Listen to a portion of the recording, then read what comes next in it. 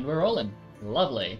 So, last session was a little bit spicy, one might say. The party had the joys of finishing the Summoner Heirloom. Gelda is dead, deceased, one might say. His life expectancy hit its expiry date. Something about best before. Anyway, after that kind of horrific event, the party had quite a tense moment trying to convince Seriel to leave the cult and join them at the very least, so that, you know, she's not being screwed around by the Lillian Beast. And the party was successful, meaning that Seriel is now in the Sleeping Wolves Guild and is being held in a containment cell at the moment, mainly for her own sake and of her own volition. But no, you have successfully convinced one of the big members of the cult trio to basically step down and choose a better approach to the future. However, you all awaken on this fine day. As in-game, it is currently the 31st of October, 56 AR. You awaken to the smell of something pumpkin spice. Something pumpkin spice. There is the smell of pumpkin, cinnamon, and other earthy herbs and spices. Would be the best way to describe it. Yeah, like, different herbs and spices. The whole guild smells like autumn. Is this immediately post-nightmare, or is this... This is the morning after, yeah. You would have had a little bit of time prior to that, but... To process it. So we went back to sleep, I imagine? Yeah, you probably would have woken up and gone back to sleep after having a moment to process what the fuck that was. Oh no, we all have the same dream again! Ah! No, it's like scary this time! But no, the whole guild smells like pumpkin, cinnamon, and all things autumn right now. Oh my goodness, what is that smell?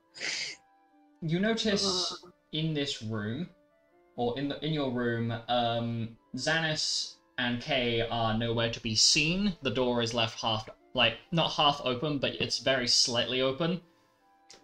And you can hear like little footsteps just making their way down the hall. Like, they're very, very distant, but it's clear they woke up a few minutes before you guys did and are currently belting it down the hallway.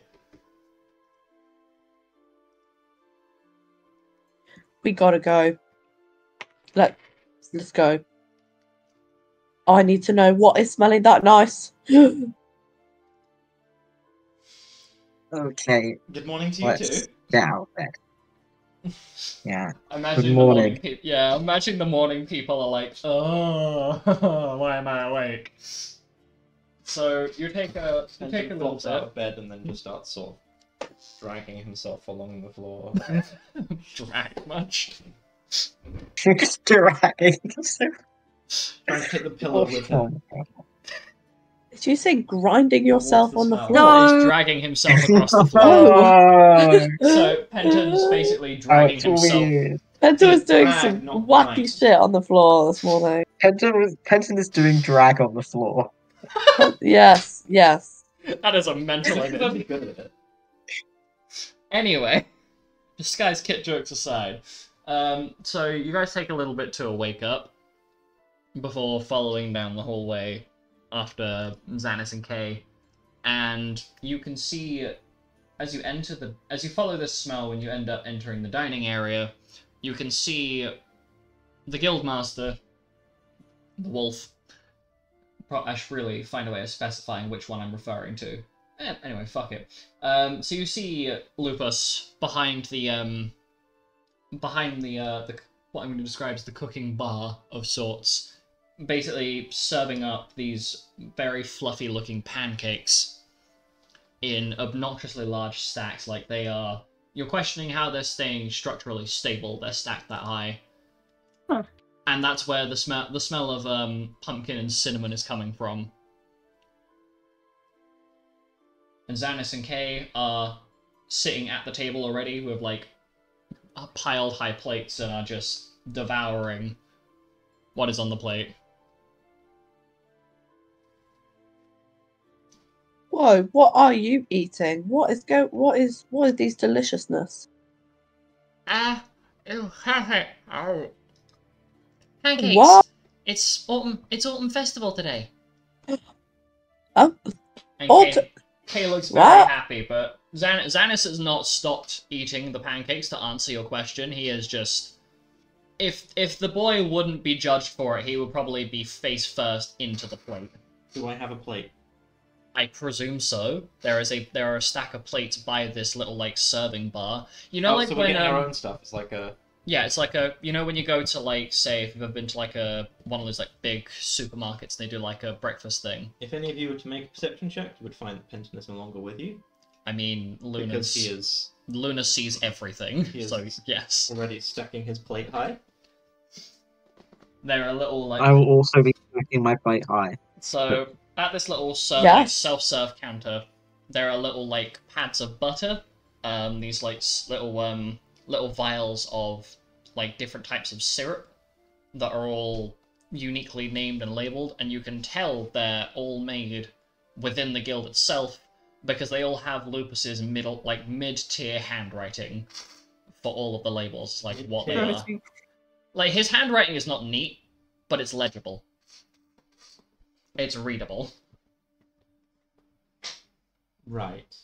And the rest of the members of the people within the guild, so Group A and the various collective of different sages, are all making their way into the dining area. Some of them half dragging themselves in. Some of them looking pristine, like they've been awake for the last 4 hours. It's not literal; that's metaphorical. Some of them look like they're not even physically existing in their own bodies yet, but they're just here because they're following their noses. And there is a very clear absence of the secondary guildmaster, who is still out searching for any of the other guild groups that may be on their way back. Or at least that's what we think. Oh, that's what In actuality, he's on the ceiling. I mean, I wouldn't put it past him, but no, he's Could be. there is a like as you're like loading your plates up, there is already a dirty plate on the cleaning rack. So it's very clear the secondary guildmaster has been here already, well before you guys were. Which begs the question of how long Lupus has been awake for, but you're too busy devouring these like pumpkin spice pancakes and just inhaling. Like some of you are eating them at a reasonable pace. I think I know who is probably inhaling them at the same speed as Xanis. Looking at two people here. Who are you guessing that one to be? Staring at Luna, staring at Alice, potentially Penton. No words have been spoken. Not right now. Luna. No words are being spoken right now. I'm not eating. My favorite phrase. So the guildmaster seems in very high spirits as he finishes serving up food, and comes to walks by the table serving people some pancakes that haven't already helped themselves. To various good mornings of some in high spirits, some that are just kind of grunt at him, acknowledging his presence, looking at Lilac as one of those people who's definitely not a morning person at all. Is like holding a cup of coffee like it's the one thing that's keeping him in the room. And there are people of various states of awake, but it pops by your table. So, good morning, everyone. I'm talking in your mouth or you choke. Anyway. And there you have a firm slam, like a firm palm to the square of your back, as Lupus basically whacks you on the back to make sure you're not going to choke. Good morning. You fucking moron. Anyway, before you suffocate on pancakes, Xanis, pace yourself. And he just like growls at him. Ugh, God, you're just like your fucking father. Anyway, it's Autumn Festival in the town today. Okay, not everybody's back, so it's not going to be as grand a scale as usual, but you know. What does that mean? Well, with the town has got like a little it's the complete end of harvest season, and all of the preparations for the winter have been made already, and the Autumn Festival is basically to celebrate that. And it's various different things that happen. But here in Lenfar, some spooky stories and things like that, and it's almost like a I guess basically Lupus goes on and explains to the group at the table. Essentially, it's kind of like the equivalent of real world Halloween, but it's also in like celebration of the harvest season being over and all the crops having been fully harvested, amongst other things. So it's like the fishing festival minus the fishing or the fish. I suppose that's a way of wording it. Yes. Lupus looks at you at across the table. But I got a bunch of masks and silly little outfits if you want to go and dress up and go into the town, or you're welcome to stay here at the guild. Of course. It's a whole town. It's a whole town event, so you're welcome to stay here. You're welcome to go out. I won't be at the guild. If you're not looking like a fish, we're out. What? I am not going to go as a fish. Yes, Also you not have to going to wear go a mask because I don't need to. No. Well, anyway, I won't be at the guild really because I'll be down in the town helping out. Which, speaking of, and Lupus looks at the clock on the wall. Speaking of, I should probably go and get ready. So, I'll catch you all later. And the guildmaster, without a second word, just leaves the room. You just see him very joyfully, he is almost skipping out of the room. Oh my gosh. What are you going to dress up as, Alex? I don't know. I'm still sleepy. What about you, Luna?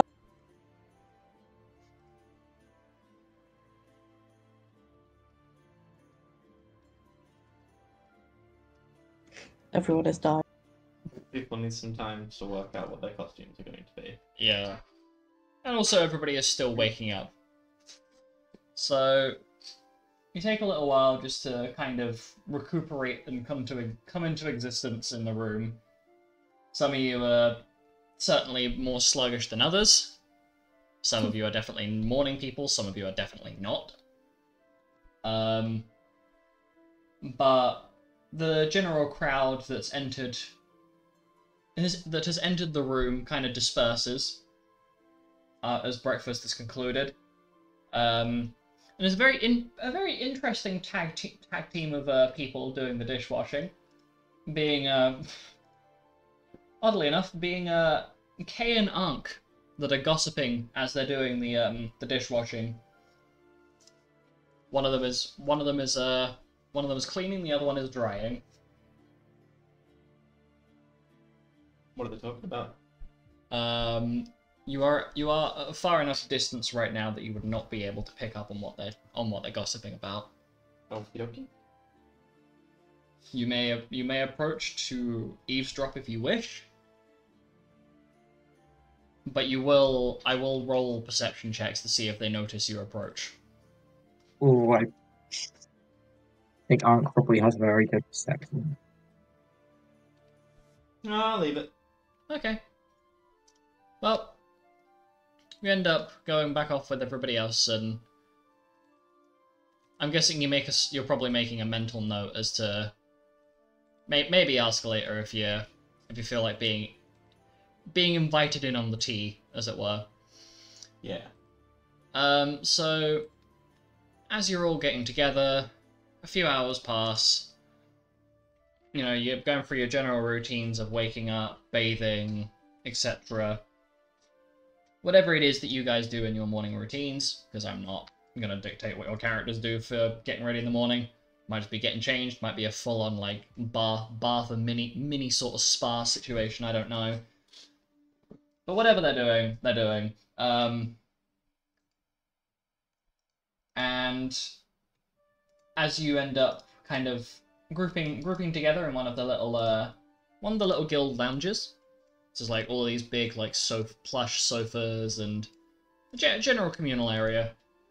You notice the whole guild has been basically plastered in these kind of like pastel orange, brown, and green ribbons, and little pumpkin-y designs and spooky things, and like fake paper mache skeletons and things like that are just pinned everywhere.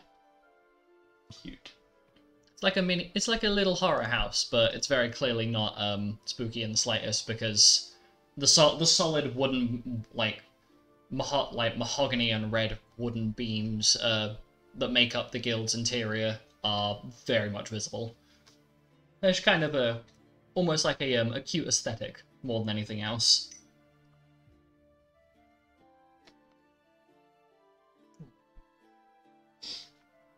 It's so pretty and decorated. On top it's orange and some bones of our enemies. I don't know if they're the bones I of think our they're the enemies. bones I of don't our know if we enemies. keep the bones. I didn't even know that Lupus was collecting the bones of our enemies. I don't It think makes they so much are. I sense think they're probably now. fake. Fake? Are they fake bones? Now I'm questioning Yeah. this. I mean, you can go and investigate them if you I'm going to like. investigate the bones. You would have to get some assistance because they are out of your reach. Appraise the bones. Are they in my reach? How tall are you again, Alec? Like 6'8"-ish? You manky fuck. Yes, I okay, know. they are like, if you tippy toe, they are just within reach. Okay, I'm gonna tippy toe. So you tippy toe and grab hold of one of them, and you can't quite tell, but it seems as though it's been kind of like hooked in place, and you are struggling to actually lift it up high enough to unhook it. But like when I feel it, does it feel like bone? You are uncertain I because don't know. it feels quite solid and quite smooth. You're not sure whether it's just a really good fake or if it's an actual bone. What does it smell like? What does it smell like? Does it smell meaty? If it's meaty, it's probably real. Or it might belong to an animal. I give it a sniff. It doesn't have a smell. Pretty fake. But it doesn't smell like anything. No, it smells like Unless it's been like Nothing. dipped in hydrogen peroxide to purify it. Penton, I could pick you up and you could feel it and you can tell me if it smells. I think I'm good. Yeah.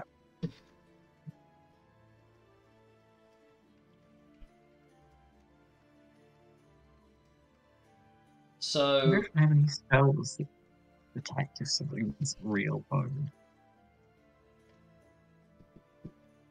I mean, if you have identify, typically that would be it'd be out of combat spells, out of combat spells. or you can just type the word into the spell thing and it'll let Or you we know could to just do it. ask. Or you could, but Lupus is not within the building, and it's pretty clear he's the one that's been pinning them up. I do not have identify. This is so sad.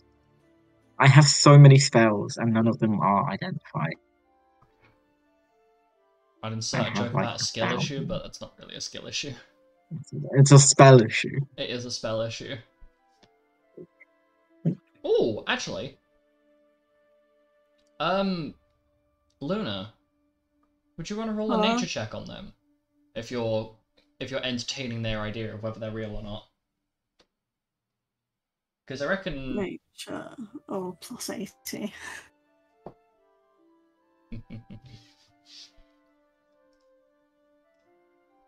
That's 83. Yeah, so you can tell just from looking at them that they are very clearly fake bones, because the shape of them is completely out of whack with anything that would naturally occur.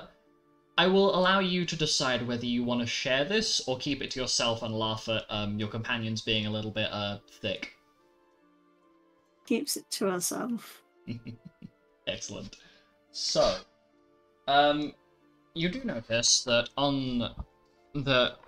whereas normal the sun would have fully risen, it seems still quite dark outside. The sun has partially risen, but there are very dark clouds out. So it's very, almost aesthetically gloomy.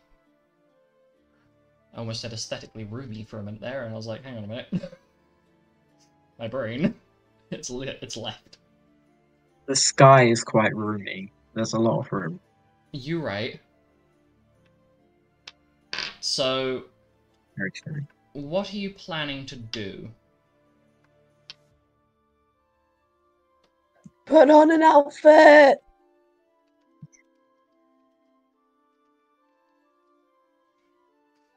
Yeah, so there is And then let's hit the town.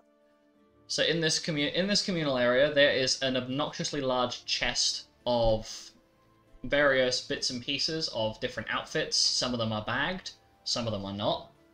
Like, some of them are just various bits and pieces, some of them are full-length outfits. You're smiling at me. Why are you smiling at me, Penton? Because Benton has his costume. Oh no.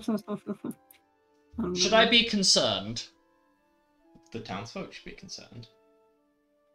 Why should the Oh, townsfolk be no. concerned? I'm raising my eyebrows at you. Please elaborate on your statement. Mr. DM, Yes. what was I trying to make my character for my next my race for my next character? Why? Do you remember? Referring to which one?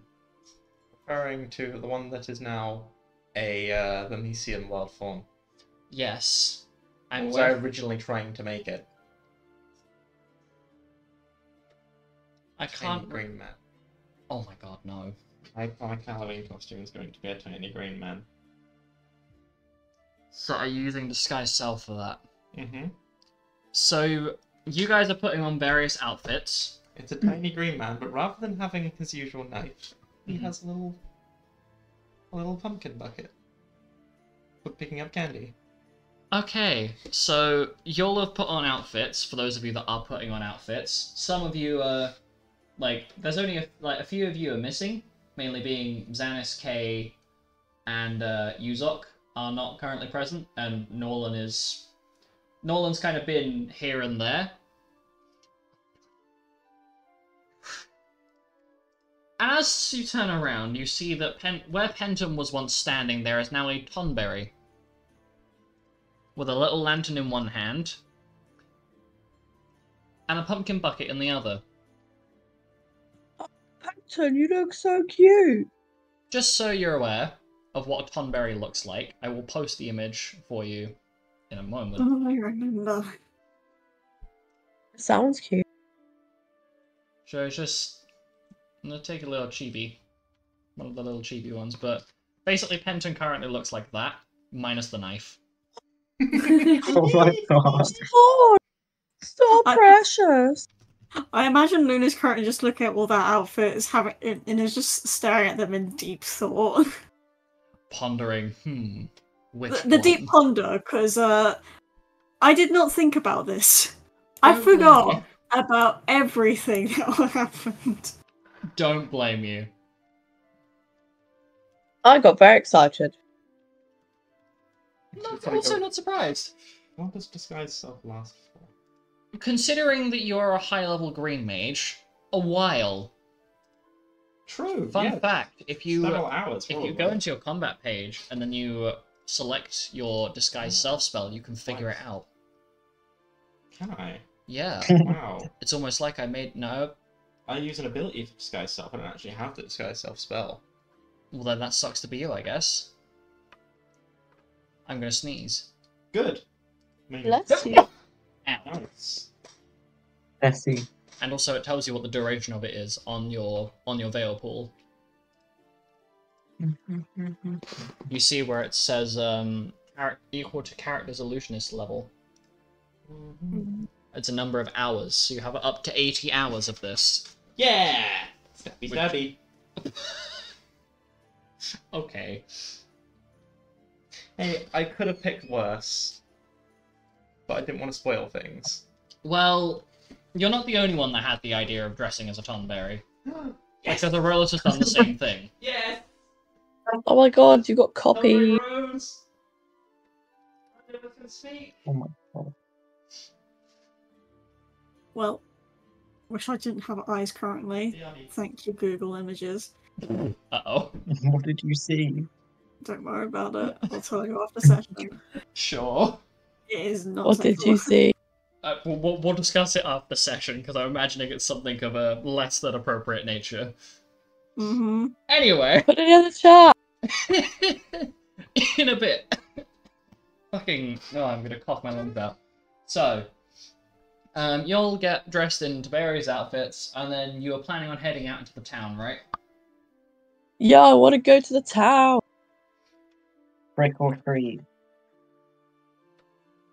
Do that thing. So I'm going to move these down a bit. So these two are not currently with you. He is not currently with you. She is not currently with you.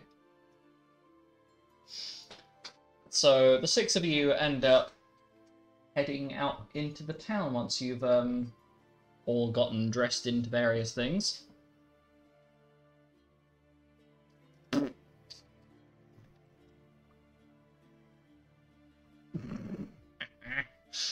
Bring out your fish. Bring out your fish.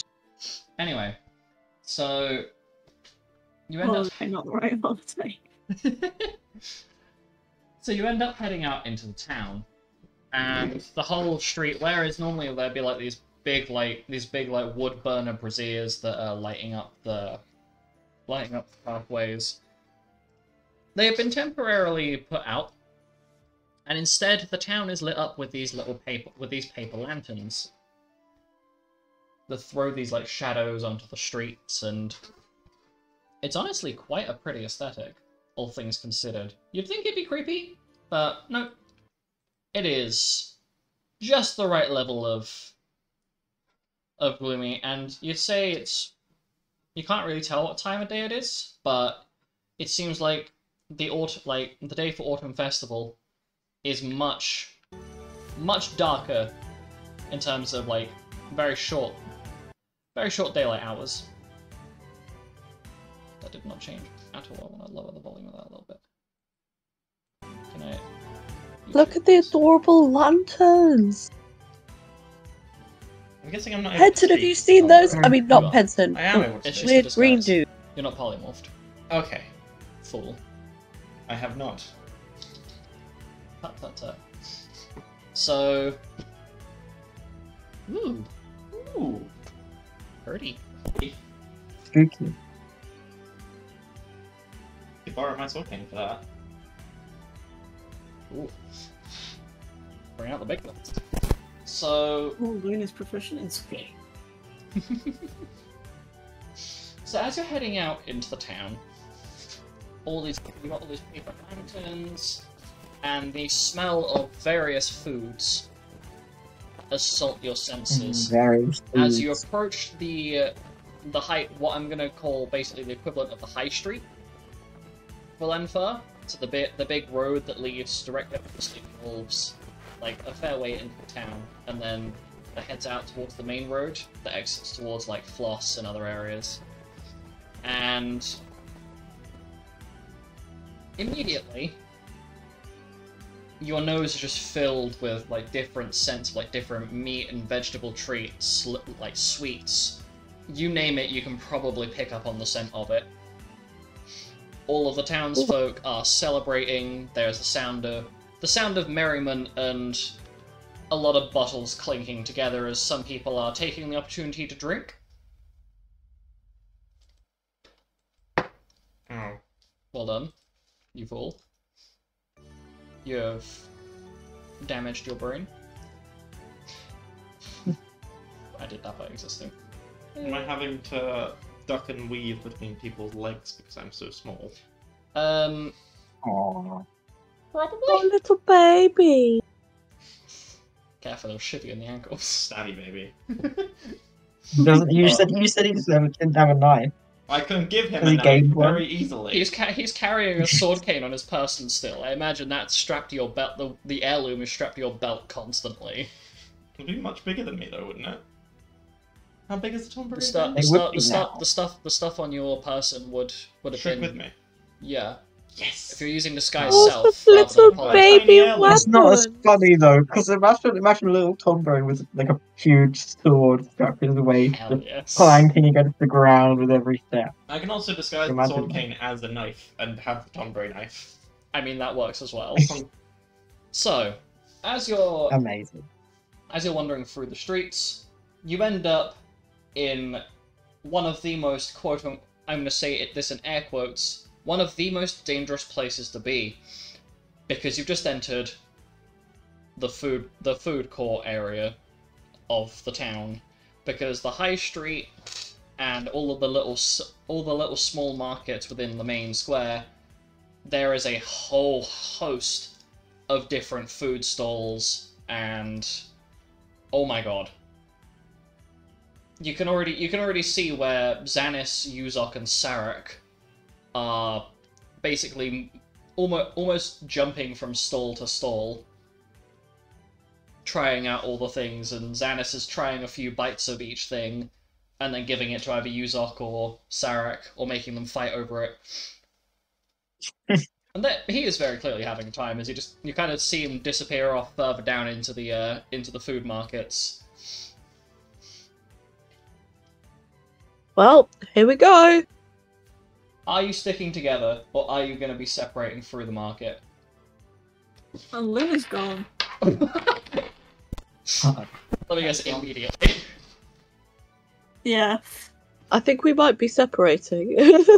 I will stick with Aurolus. Okay. Do I know which one? Didn't you say Aurolus was also a Tombo? Yes. The one that's not Do they carrying look my different? heirloom. The one that is very clearly the same height and is just dressed up. Well, I say the same height. The one that is very clearly not holding a pumpkin bucket. One of them is holding a small mallet. Haunting me if I misbehave. So he's just Aurolus but green. No, it's a tonberry, but it's holding a small hammer. That's the only I difference see. between the two of them. If they were to hide the pumpkin bucket and the hammer, you would not be able to tell them apart. Shit. Don't do that. So, Luna's gone. Have you made off towards the food stalls by any chance? Yeah. Yeah, I figured. Yeah. Luna moment. Alice, what are you doing? I am also heading off towards the food stalls, but a different one to Luna's. Okay. And then Penton, are you staying with your Tonberry bro, or are you abandoning him in a quest for something different? Do I weigh the same? Why is that important? You've disguised yourself. Worries. Yes, because I was going to jump on Alice's back. I mean, Alice probably has high enough strength to be able to carry you at this point. Also, I can bloody carry you! So I was going to duplicate myself Wow. and then have one on each shoulder. Yeah, no, you still weigh a significant amount. Bear in mind, this is only a small creature. You are like the same weight as a very heavily set toddler, Okay. like a chunky child. Harry has a Lisa. Well, yeah, I'm not sure how wondering- else to describe something that short. I am picking a direction and I'm going in it. Okay, so you're just walking in a random direction, leaving Aurolus and Also, Alec Can I together. use the heirloom to make another one of me as a Tonberry? Why? Because there's two of me. It's two people walking around. For what purpose? For shenanigans. Because it has a limited duration of existing. Yeah, that might be a bit traumatic to people. Yeah, if there's a Tonberry walking around and another one walking around with a knife, it might be a little bit concerning, because it looks like you're And then one shitting for the money. disappears. Yeah. Oh, so that's a point. Penton, as you're moving around, you recognize that all of like the automated all the automated simulacrums are nowhere to be seen. Am I able to tell the difference at this point? You are, yes, because you know what to look for. None of them are present or visible. So this is actually the town folk. Yes, and there are a lot of people here. Fun. Like, holy crap, there are so many people. So we're going to start with Alec and Aurolus. Where are you guys going? We are going, I guess. Is there like a little games thing? There Where you is, can- yes. Yes, the games. We are doing the games. So I'm in my head. I'm picturing you basically pulling Aurolus towards the games area. Yes. So the two of you go off, and there are a whole bunch of different like carnival games. You've got like Hook the Duck. You've got like throwing the ball at a target to drop somebody in a bucket, or like the big water pool type thing. There's a whole bunch of like different like bow and arrow tech contests, and like loads of little prizes to be won, stuff like that. Right. So is there any particular game that you are eyeing up at the moment? Let's do the bow and arrow ones. Okay, so For fun. you and Aurolus go up to you go up to this this stand, and there's one or two people over here already, and the guy running the store is like, "Hello, mate. Hello. What can I do you and your little green friend for? You want to have a go?" Yeah. Both of us will have a go, won't we? Yeah. Yeah. We will. Well, let's just say that since you're a Sleeping Wolves Guild member and I can see your emblem, because imagining you carry these on you on like your little pouch, you've got like one emblazoned on like one of your pouches somewhere for this. Since you're one of the Sleeping Wolves, you get free admission for a couple games as long as you're not causing trouble. Yay! Okay. So you are given a bow and arrow. So no magic shenanigans. Unless you want to get chased away from the game, probably not the best idea. That would be very fun, but no. And Where so am I to go? you go up to... You and Aurolus go up to try and take shots. Aurolus is hopeless when it comes to trying to hit the target. He is very clearly not the most not the best when it comes to archery. He's not not got the most dexterous hands either. Oh, bestie. He's trying to hit the target, and he's won a small plushie, but it's like one of the little ones that you. So nothing too impressive. Can you make me a couple of dex checks, please? We'll say 2.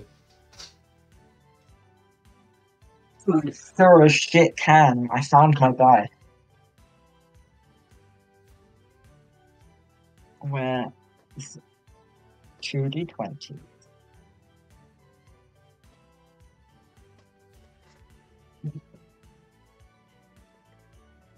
This is very mid rolls. It's a dex check, dex, so it'll just be on flat combat dex. page. If you look at combat page, it will show you what your bonus to checks are. The first one is a 32, and the second one's a 36. So you managed to absolutely nail the one of the inner rings of the target without fail, and you're quite pleased with yourself as you win. The irony being, you win a big Tonberry plushie that is almost life-sized. as you put it, as you like kind of put it next to where Aurolus is, who's now back in his little disguise, and they're the same size as each other. It's very clear which one's which, but it's quite adorable. Wow, you can't tell the difference. Swap them over. And you notice, can you make me a perception check, please? Where did I put my die? It was literally in my hand. You put them down for 2 seconds and they fled. I put them down for 2. Where? What?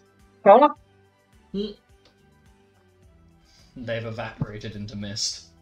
They've evaporated. What? Huh?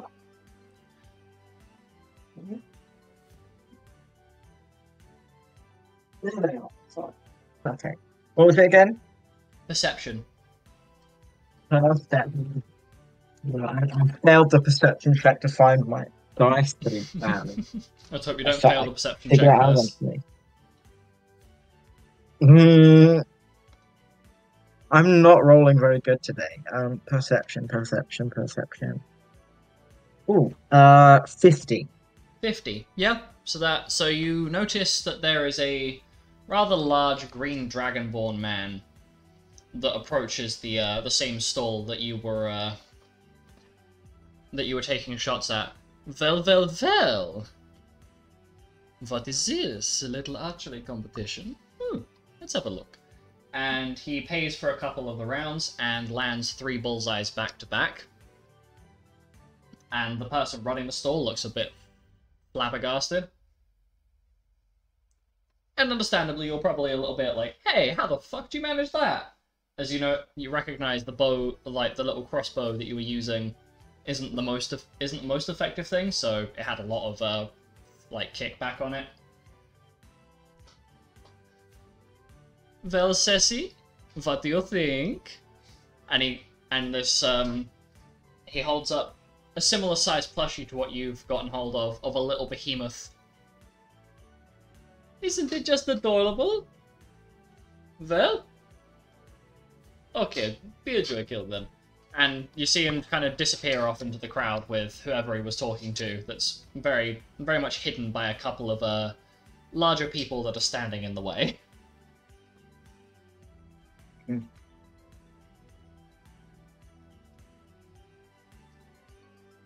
And then we will go to probably loads of other games. And so we flip. I'm going to flip over to the POV of Alice. So Alice, you are going between different food stalls. Yeah. And a lot of them are various different treats. So you find some of them that are like fancy little like tortilla wraps with like different meats and vegetable fillings in them. Some of them are like little dumplings that have got like these like juice like soup fillings inside them. Different various types of buns, and you find one stall that's you've made quite a distance down that sells these like little battered fish, like little battered fish cakes that are and on the stall they market themselves as a recipe brought straight from Aquarian. Oh my goodness, a piece of home. As you approach, you end up getting a little treat for yourself, and you can hear a very familiar voice. You look to your right, and a little way down the street, there is Billsway, who is sitting around a little campfire with a bunch of a group of various young adults, teens kind of age, and she's telling a story by the campfire. If you want, you may approach to listen to the story, or you can choose to come and visit her later. Oh my god, it's Bill's way. Can I buy another fish cake and then go over? You may. So you purchase the second one. They wrap it up in this brown paper so it stays nice and warm. and fresh. And now I'm running over. I'm bloody sprinting. And as you sprint over, you end up catching part of the story where she is recounting the tale of the vicious duck. Oh, I love her so much. And a lot of the young adults sitting around the campfire are either heavily invested or think she's full of it. And you can quite clearly see there's a variation of different expressions. And then, as he was hiding in the room, the last thing he heard was quack. And some of them go, some of them scream, some of them look completely bored. There's like a whole cacophony of different reactions. And some say to this day, the duck's still here! And she lifts up this duck. And there's silence for a moment. Followed by a very quiet quack. And they all scatter. They all scatter. Fleeing from this duck that she's placed on the floor that is currently chasing them round, flapping its wings. And then she realizes you're standing there and looks a little bit bemused before realizing it's you, because you're dressed up in an outfit, so it takes her a second to put two and two together, since she's only ever seen you in your battle armor. Oh. Billsway, how are you? Hello. I wasn't quite expecting additional audience. I wasn't expecting you either, but I've got you something. She tilts her head a little. Oh? It's from Aquarium. At least that's how it was marketed. But they could never lie to me. The real deal, are they? Yeah. Yeah. Eat this. And she takes the brown paper, the brown paper from you, opens it up, takes a deep sniff of the fish cake within. It's like, oh, that's quite nice actually. She takes a bite of it, and the look on her face, she's almost like ascended out of her body for a second. She's like, oh my, yay! Oh my goodness, this is delicious. How in the, it's so crispy and. And the two of you. It tastes like fish. Yeah. Well, I mean, I imagine so. They're so we'll have to go and adventure around some of these stalls. And as the two of you are having a little chit chat, you can see by the same stall you just came from, there's a blonde-haired bear folk talking to the stall owner about something. He's being quite loud. Say, don't suppose you've seen an obnoxiously loud dragonborn and a very done with a guy in a black cloak who looks really done with life. No. Okay. And he comes over to you and Billsway. Hello. Sorry to bother you both. Have you I don't suppose you've seen a dragonborn and a Bango walking around, have you? No, not at all. Have you? Well, I turned up with them, and then they've wandered off. Well, not gonna lie, this place is huge, so good luck. Thank you anyway.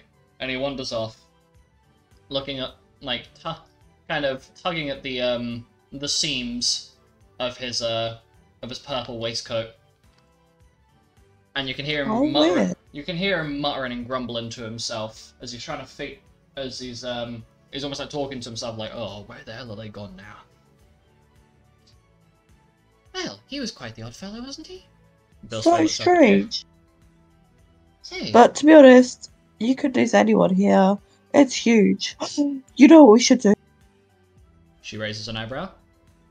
We should play the Bop It game. The Bop It game? Where you have a hammer and you gotta bop it so that the weight goes all the way to the top. And it goes ding. Her face absolutely fucking lights up the moment you say that. Oh my god, that's my favorite carnival game! I love annoying the crap out of people with the ding at the top, and then when you hit it like all the way up, and I've managed to get it stuck before, so it just kept ringing. Oh, I love you.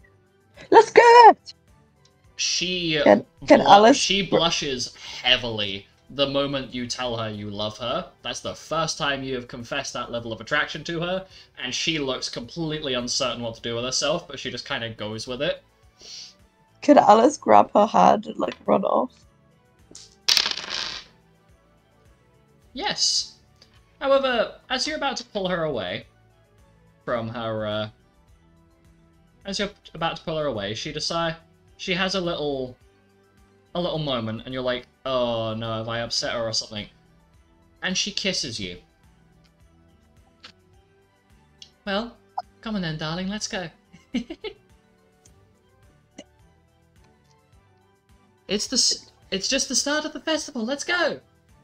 And she starts pulling you along instead of you pulling her along, as I imagine your brain has decided to hit the pause button and go, wait, what? Brain gets a mush. Brain gets a mush. Alice.exe is 404 errored. Alice, for the first time in her life, is 404 errored. Just dial-up sounds. So the two of Petter you... never did this to me. Yeah, the two of you end up making your way... Did you hear what I think I just heard? Yes, you did. You just got roasted. Not Mado, me. Oh my god! Alec! Oh my god. Fucking burn. Oh, it's brilliant. Okay, so we're gonna flip over to Luna, Oh my god. who's going from food stall to food stall, I'm imagining, in absolutely loving the fact that she is getting effectively a heavily reduced price or free samples, since she is temporarily working with the guild. And the perks of this, okay, yeah, the guild is technically helping to host the festival, but oh my god, there is so much food, there are so many different kinds of food. Holy crap, there is so much to pick from where to even start. So there's like savory things, sweet things, some of them are like smell kind of spicy, some of them smell kind of sour, but everything just looks so damn good. You don't know where to start.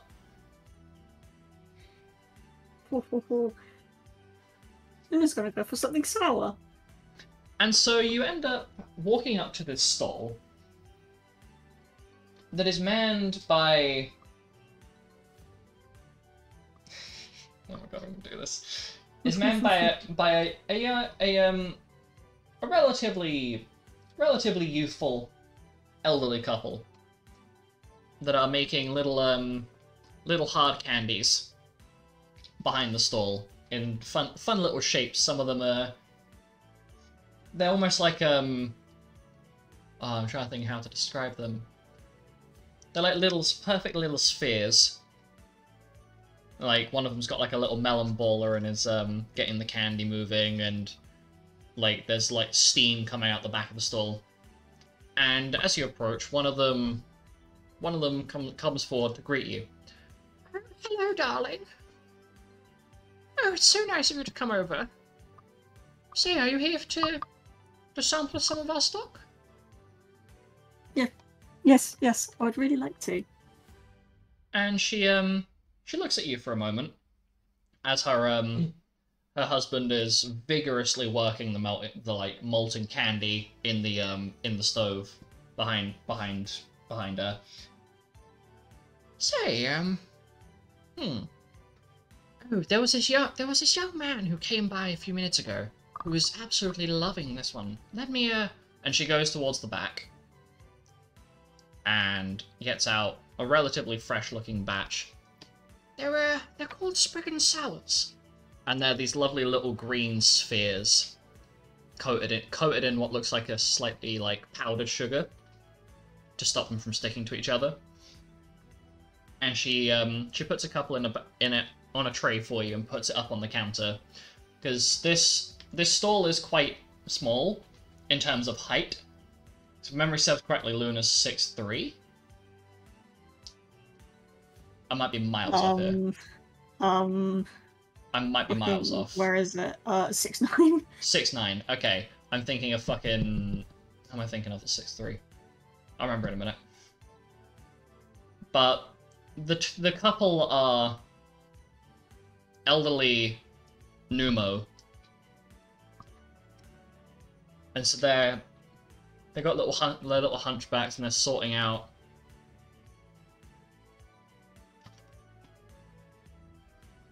And she puts them up, and you have to kind of like lean down a little bit to take them off the counter. And she hops off her stepping stool to go and help her husband for a moment whilst you take a free sample.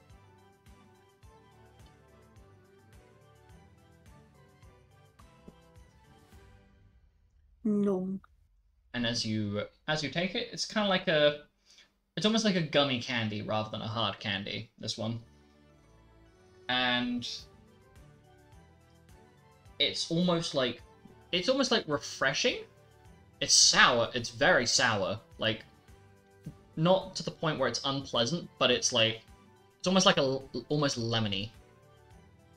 Lemony, you say? In terms of sourness, slightly lemony level of sourness, but it's like almost like a refreshing minty aftertaste to it.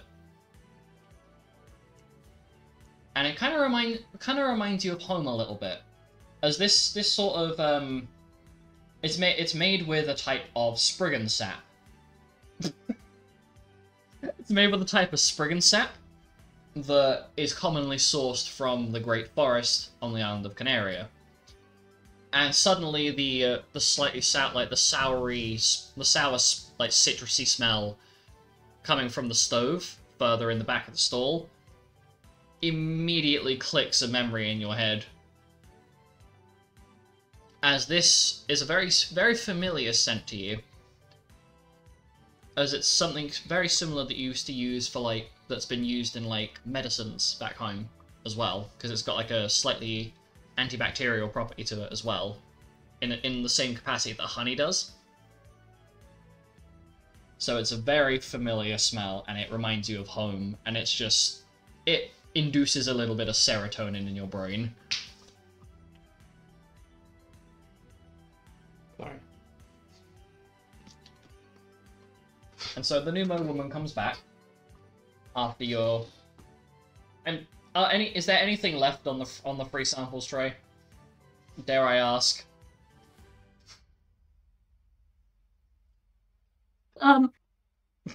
Luna's looking at her bag, wondering how much she can buy that wouldn't be considered abnormal. So they have quite the vast stock available of various different candies that are all kind of made with similar types of Spriggan sap and other various various different types of tree saps and things along that accord. And she can almost immediately tell by the look on your face that you are trying to figure out how much of their stock you can buy out. And she looks at you with a little smile on her face. Oh, darling, don't worry about buying too much. Honestly, we do, And she reaches under the counter and puts a little paper leaflet on the countertop. If you enjoy them that much, we do, it can take a little while sometimes, but we do deliver. Mm-hmm. Yes. Well, we travel around the globe. We were planning on going to Farron sometime soon. It's been a while since David and I were adventuring up in the trees and finding new things, and it's lovely, honestly. But you must remember to hire a guide. But no, we make sure that our supplies are delivered directly to people. I think recently we had what was it? We had this lovely gentleman from on the island of Cara sort of set up a new supply chain with us. Or more of a subscription, I suppose, but I don't like calling it that. So he's asked us to start sending orders over frequently. He really likes the caramels. Strangely enough. But yes, if you're wondering about how much you can have, we could set up a little deal if you'd like. Anyway, I can see you have an emblem, so and she looks through her this little book that like handbook she's got. So we offer anything you want to buy is at a 95% discount. Just for today, since the guild is hosting, and they've been kind enough to offer us a stall space.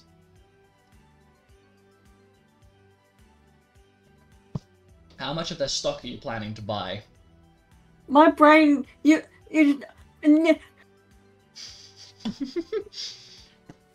Or are you gonna take her up on her little I'm monthly gonna supply take up offer? on the offer. I'm gonna take her up on the offer. So, you begin to sort out some of the details with her, and having this at-length discussion.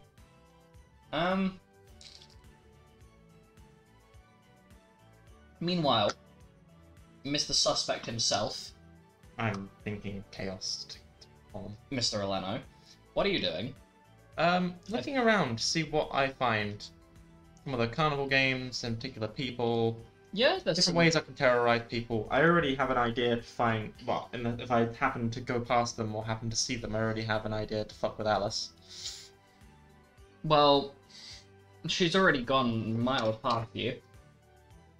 Because you spotted her walking down a side street, but she's disappeared into the crowd before you could find her any further. Okay. You've spotted Alec and Aurolus once or twice.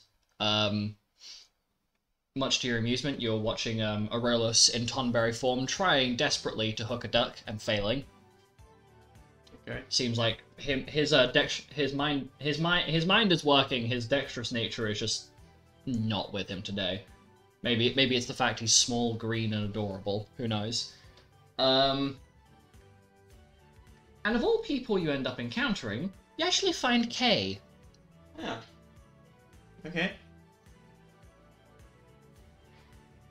But not in the manner you would expect to find her.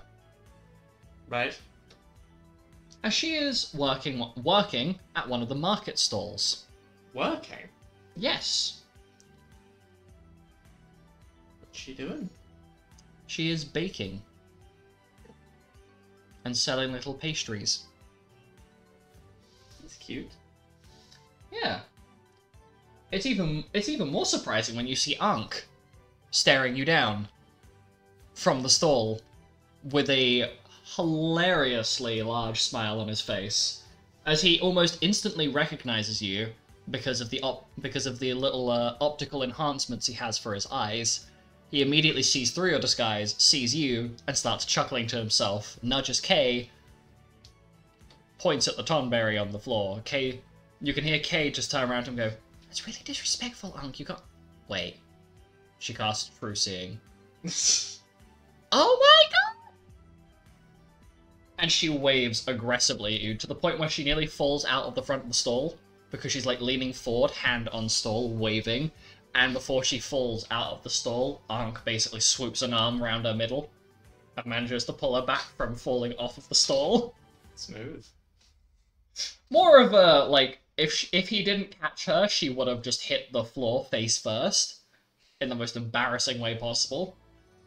Fair enough. And as you go further out, I'm presuming you're not going to interrupt their little, No, they're having a little moment. Yeah, they're having fun. Plus, I don't want people to see the Tonberry speaking to people. Fair. I'll be a little chaos gremlin. What is your little terrorizing plan? I don't really have one in particular because I don't know what's going on. Because there are a bunch of people at a particular stall looking quite interested at some of the materials there. Okay. So like it's almost like a little exotic clothing stall. Okay. What are they talking about? They're talking about like the various places and like how pretty some of the things are, because there's like almost like it's almost like a prismatic gradient on some of the cloth, like Technicolor stuff, pastels, different little bandanas, or like full-blown like dresses and outfits. Okay. So if you would like to pull a little shenanigans, a little bit of a tomfoolery. I think you mean tomfoolery.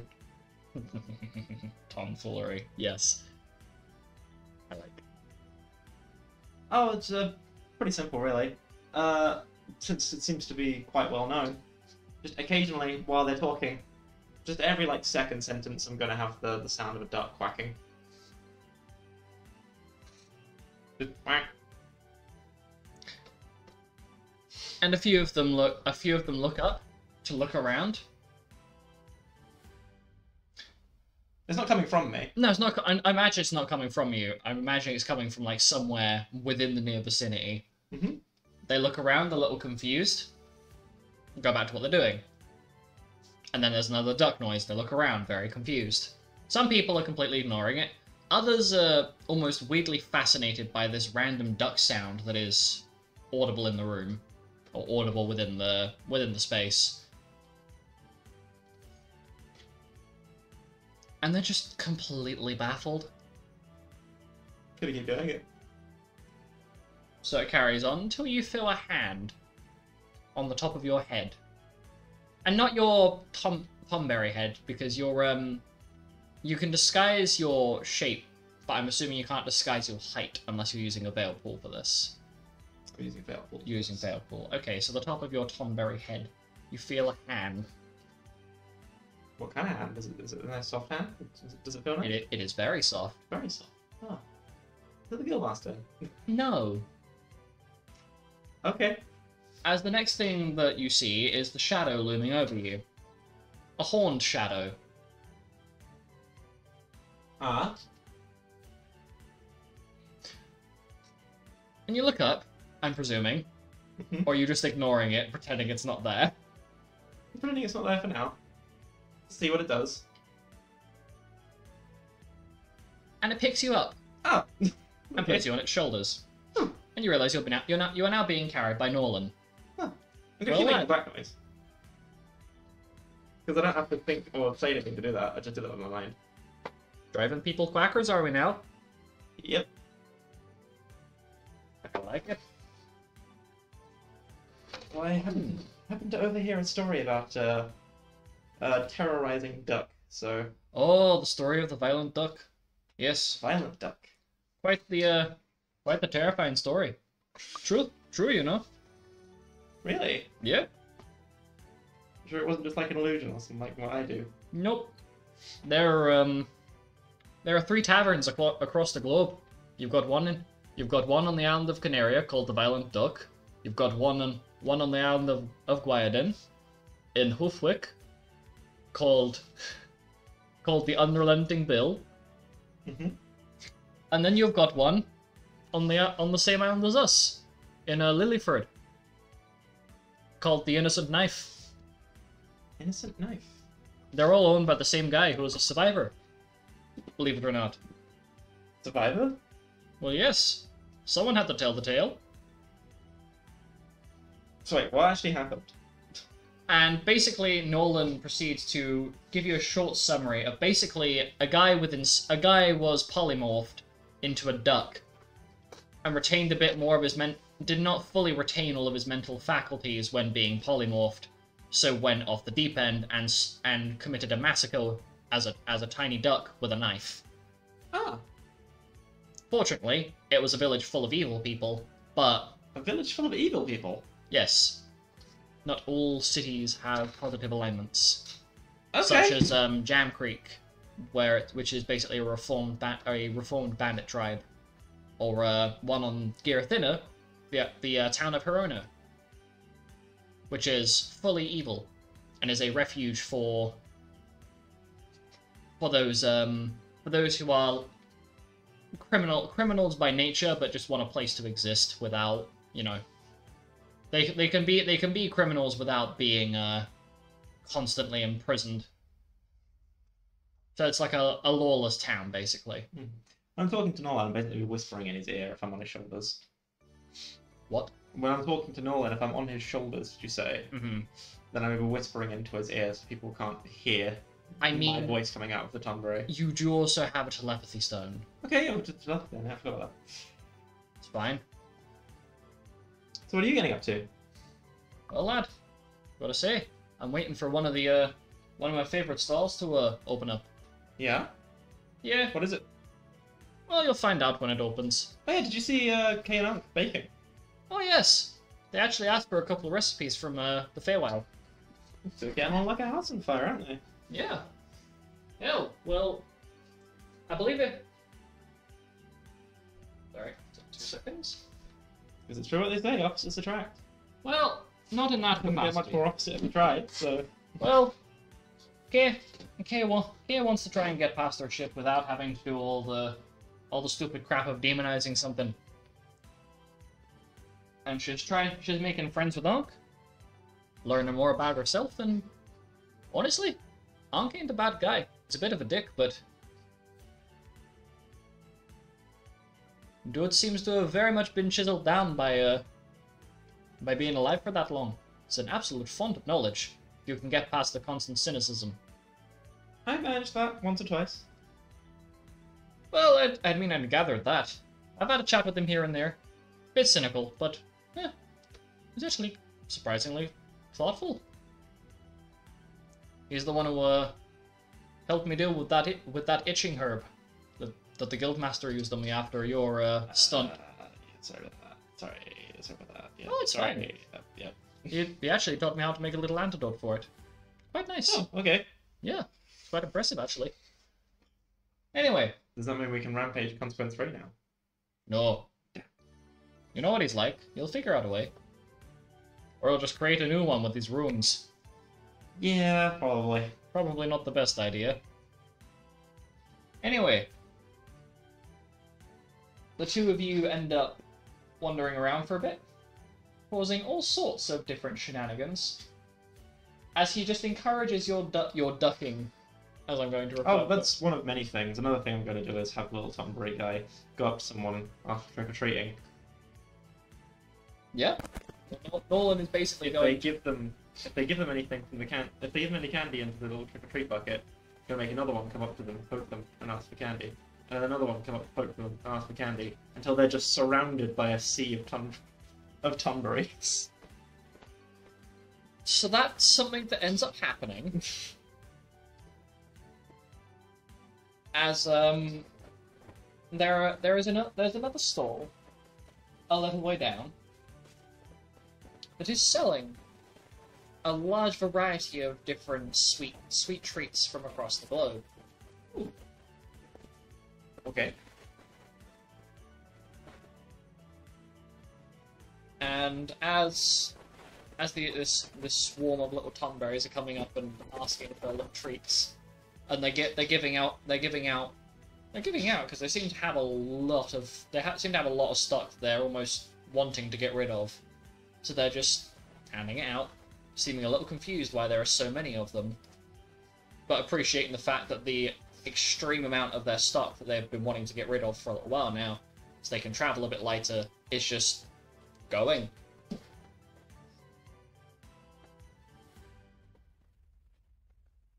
And as you're going along, you notice a blonde-haired bear folk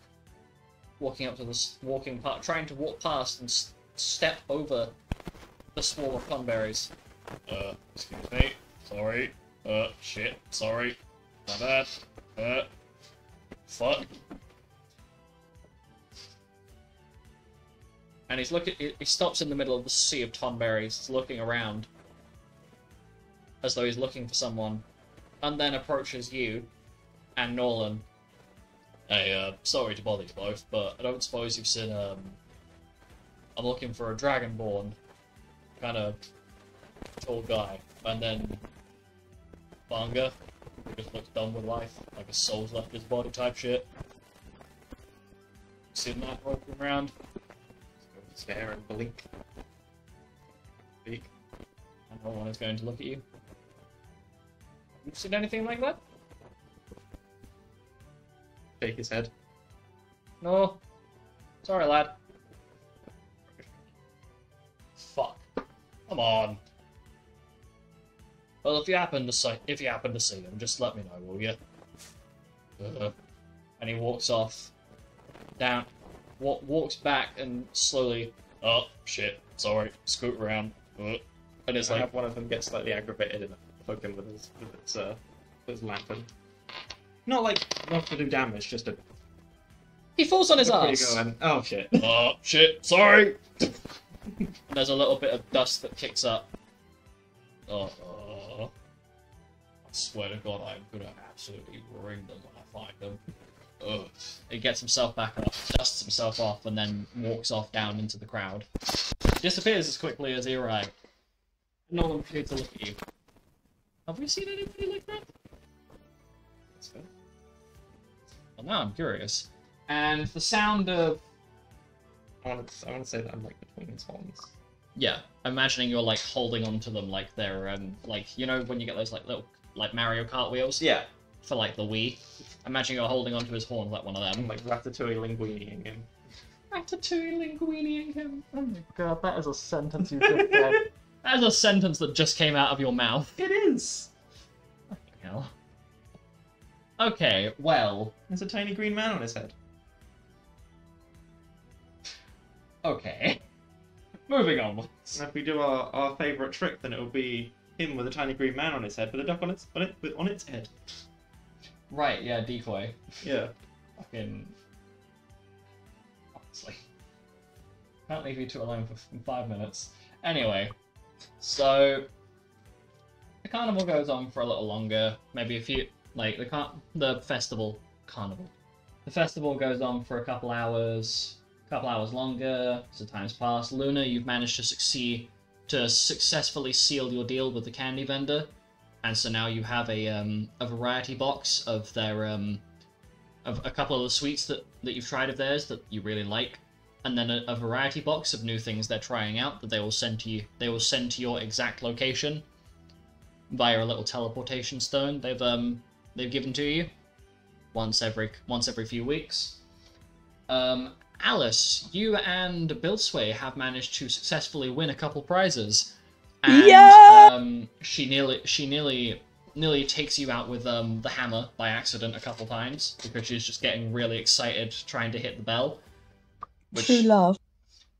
you know, she's very clearly well organized, but she's living right now because she's also very happy that she's potentially got herself a love interest.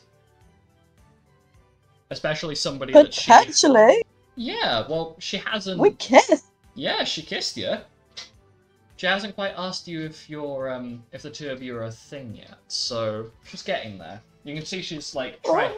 You can very clearly see she's trying to build up, like, a little bit of self-confidence before something, but you can't quite figure out what the hell she's planning. But she looks like she's building herself up, but she's getting more and more hyped as you play for the carnival games. Alec and Aurelus. Aurelus has finally managed to hook a duck. After playing a few times, he managed to get one, and you are now carrying an oversized bear plushie that is almost the same size as you. That's quite big. Nice.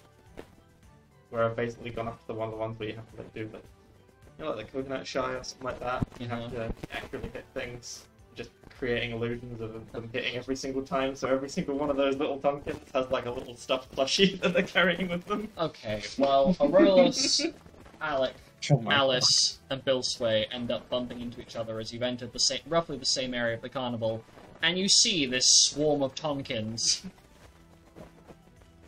Penton. Tompkins. Tonkin and Tonberry are two very different things. Oh, okay. They look the Oh. same, but they are genetically different. Oh, okay. I must have said the wrong one at some point. You look like a Tonberry, but you are taking the nature of a Tonkin. Not confusing at all. They look identical. They almost act identical. One is just genetically different, internally speaking. One has a notch in the tail, the other one doesn't. That's the difference. Wow. Is like one dangerous and one's not? Anyway, Or- Alice. One will ship you in Alice, the look air. at Sorry, carry on. Look at my, look at what we won. We won a little Convery and a big bear. Gosh, and look at what we won. And this is where Alice, you think you hear Alice, but then you have to like, she has to like lift her arms up because she also has managed to win one of these big plushies that is like it's like a big like plushy behemoth. And Billsway is currently cuddling a Moogle plushie that she has managed to win. No, She I had won two. for her. She had two earlier, Obviously. but one of the ones that Alice thought she won was in fact an actual Moogle that just waited. Whoops. Just kidnap someone. Effectively. But no, so No. you've won quite a few plushies and little prizes. You can see the swarm of Tonkins off in the distance that are you're 100% certain are. Okay, that's adorable. This swarm of Tonkins with these like little cactar plushies. The cactus thing that Luna's player is offended by the sight of was fucking this. They are I was carrying just a about bunch to of post those, that. Oh my god. but Where just is the it? whole And they're like swarm sort of of like them. wiggling them so that they look like they're running. And as you guys are vibing and just, oh my god, look what we've won! No, look what we've won! Can I ask one question? Yes. I just realised who the fucking Dragonborn and everything was. hmm Did Alec recognize them at all? No. Because Alright. you heard them, you looked over at them, but I'm going to go by the fact that you as a player didn't click on, so Alec would not have immediately clicked as to who that was. He wasn't paying enough attention. It was like, oh, Stupid Alec. I recognise that accent from somewhere. It's a little unusual because, like, hang on a minute, what are they doing over here? But no, your thought process is cut off by this very loud howl, which sends little chills down the back of down Alice's back, as she is one of the few people that would recognise this immediately as the howl of a werewolf. Oh, Beef jerky. No, not again. And you see Nolan basically pick up one of these Tonkins and walk off with it. Like, this is mine now, and leaves. And the little horde of Tonkins with their cacti plushies disappear off after Nolan, which is not confusing at all. It must be They're Pent. like marching in Somehow. step as well. It's like, Which, yeah, Luna They're sees marching in this. step. Luna, you see that A go little past as well, army.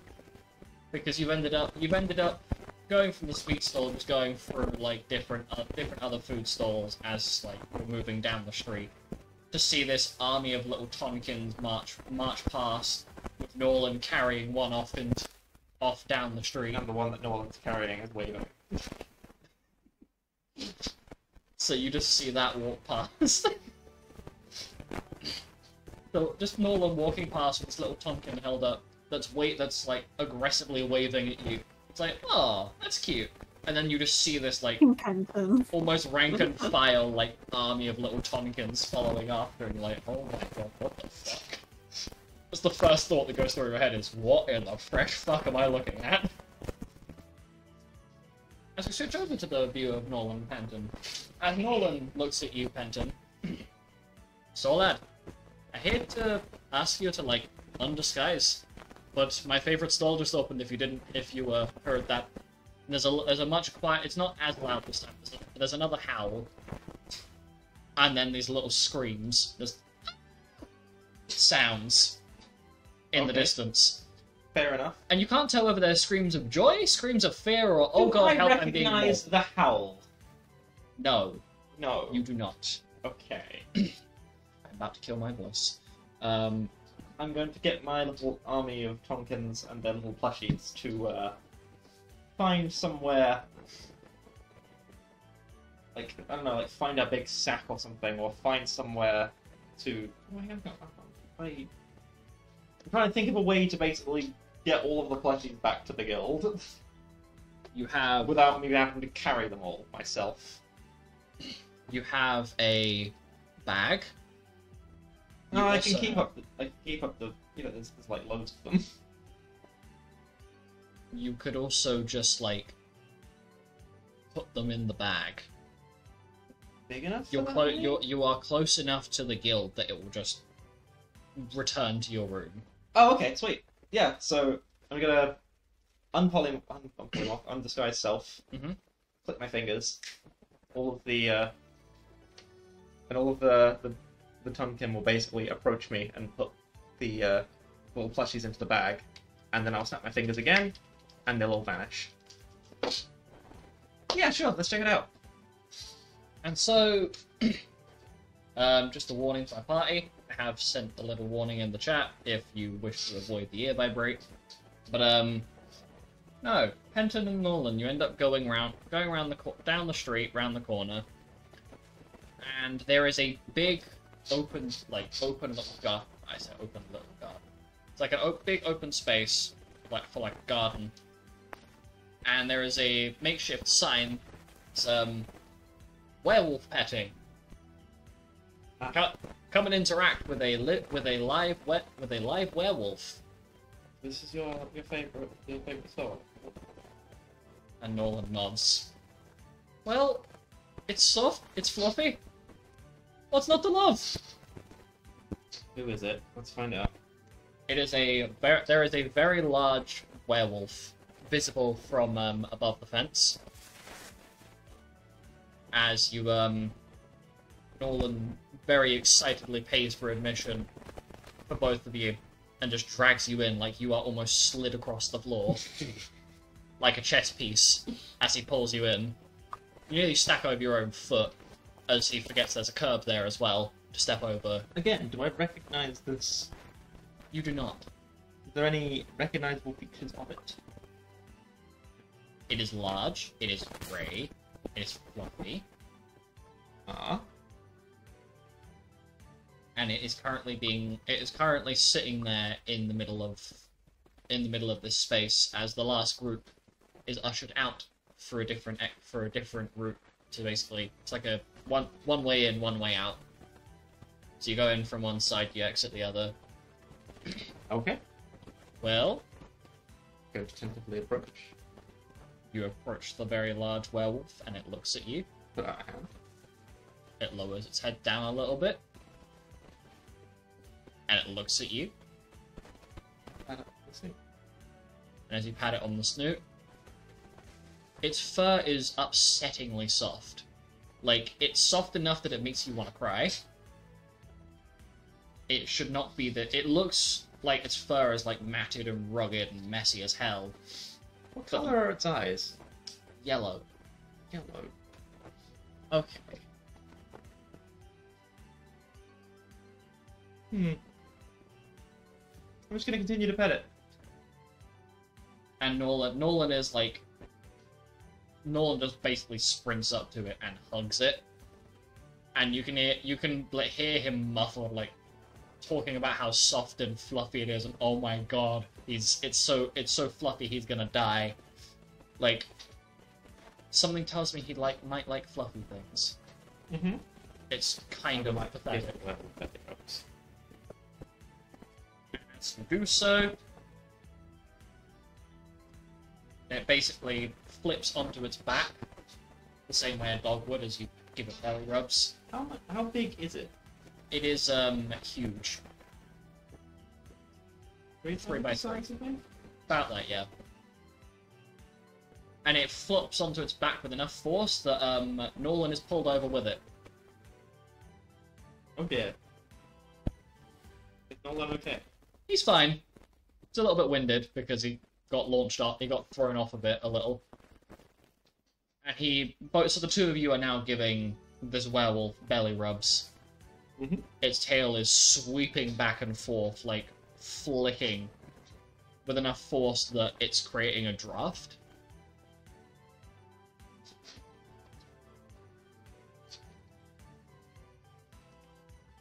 And Spencer's trying to work out who in the guild this could possibly be.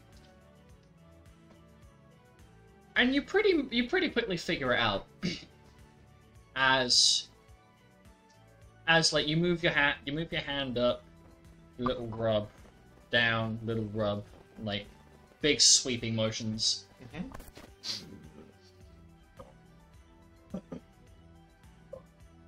And you immediately recognize this because you've encountered this entity before. Have I? It wasn't grey the last time you saw it. It was white. Ah. And it takes a second to click. As the werewolf looks up at you, looks at Nolan. Oops. It's gonna get spotted. Fuck. I'm just gonna leap on him. I'm gonna leap on him and give him belly rubs at twice the speed. And then I'm gonna make more illusory knees. They're also giving belly rubs. So the werewolf itself is very overstimulated by the fact that there are like a cacophony of pendants giving it belly rubs. Nolan is laughing his ass off. Who's your good boy? Who's your good boy? And there is some very begrudging sounding responses. As I imagine time's up. yes, Okay. as your time is up, you are escorted out after. I love your costume. And then go. Thanks, I guess. Bye. Bye. And you end up leaving. And if it wasn't inherently obvious, that was the guildmaster that you were just petting. Yeah. Just different colour fur.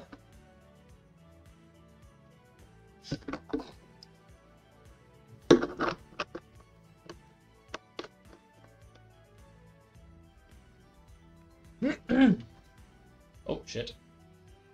I just hit Control O by accident.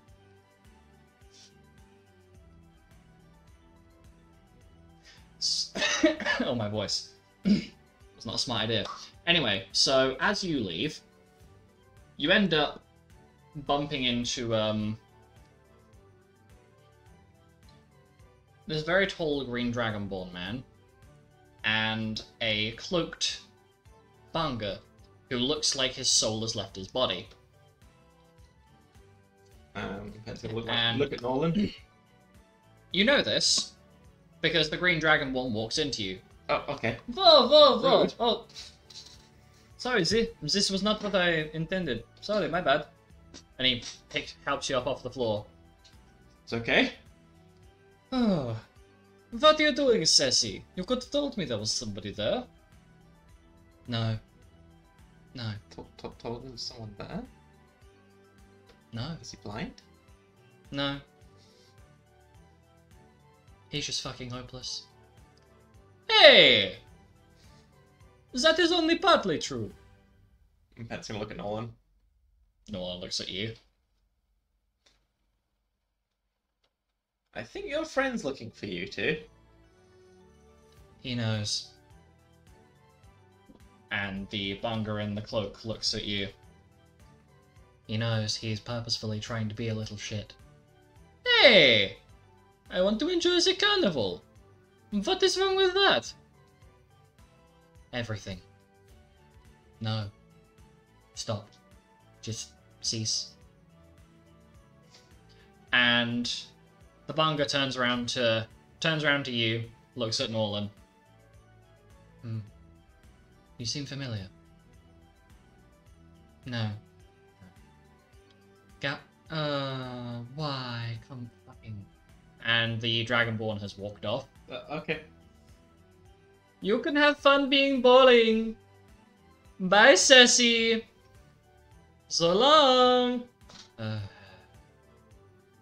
Sometimes I regret reminding you that I exist. You always drag me along. Ah. And he just kind of like slumps and starts walking towards. Sassy. Are you going to stop him? Why would I stop him? Because I've he been- looks familiar to you as well. But you're not sure quite where. Does he? What? He Sassy? does. Yes, Cersei seems familiar to you. And Nolan has the same sort of bemused expression on his face as he seems to recognize this person as well. Okay.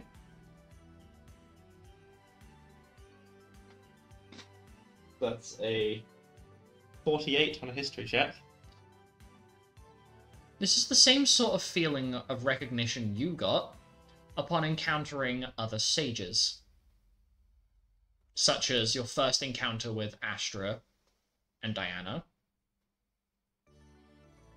Your first encounter with the Guild Masters. And other such occurrences, such as your encounters with Alice, Axton, the list goes on. That kind of faint feeling of recognition.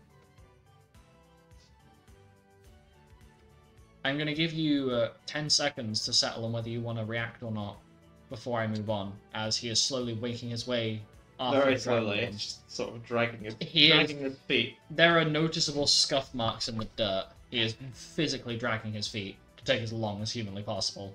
What do I remember about the, But, okay, fine, I'll go with the bathroom. You're going to go after him. Yes. Okay? But for the viewers at home, the DM's looking at me counting on his fingers. Well, yeah, I told 10 you. seconds. You have 10 seconds to decide whether you want to or not, and then I'll move along. So you end up going after him. With Nolan in tow. Okay, I'm trying to remember what I know about the, what I can remember about the sages and who's left and Well, there's who they only could one. possibly be. Yeah, there's only one group of sages that has yet to arrive. Is it? Yep. Oh, okay. The Time Boys. Bingo. Timey Wimeys. Time Bros. Sure. So the rest of you, back at the carnival. Luna, are you still hopping from food stall to food stall? Genuine question. Yes. Okay. Yes. So, you end up encountering this blonde-haired cave bearfolk who comes up to you whilst you're at the stall. Sorry, I don't suppose you've seen, have I encountered you already? I don't know. I don't think so. I'm Luna, by the way. Oh, pleasure to meet you. I'm searching for a couple of my, I'm searching for a couple people that have just wandered off into the carnival. Don't suppose you've seen them. It's a, about yay tall, green Dragon Ball guy and a guy in a black cloak who looks like he wants to be anywhere but where he is. Sound familiar? No, Aw. I haven't seen them. I can help you have a look around if you'd like. Oh, I'd really appreciate that. I'm not exactly the most familiar with this place. Yeah, it's all good.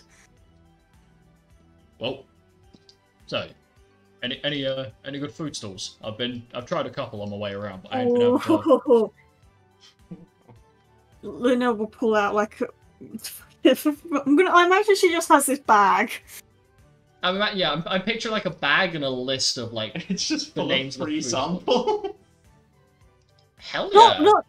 Not just free samples. Just going from store to store, just grabbing free samples, filling up a bag. Well, the stall that he has stopped you outside of, that you were just about to go and try, is like basically like a has like a almost like a little pre-prepared charcuterie board with different types of meats, cheeses, crackers, little fruits. You know, relatively easy, accessible stuff, but all of the meat, all of the like cured meats on this little platter are basically house-made. They're small, like halved grapes, or one of them that's slightly more pricey has moon grapes that are They look less like grapes and more like blueberries in shape. And if you are a Wolvenite, you have to have age identification to purchase it. Specifically, if you are a Wolvenite of any flavor, you have to have age verification to purchase the Moon Grape platter. And there's a whole variety of different charcuterie boards. Some of them are more like crackers, meats, and cheeses. Some of them's more like fruits and crackers. It's like a whole variety of different things. And some of them are themed on different monsters. Some of them are themed on different locations. Yeah.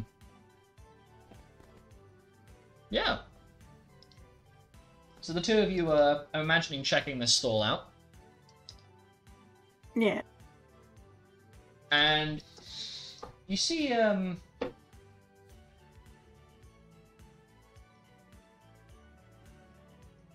Alec, Alice, Aurolus, and a...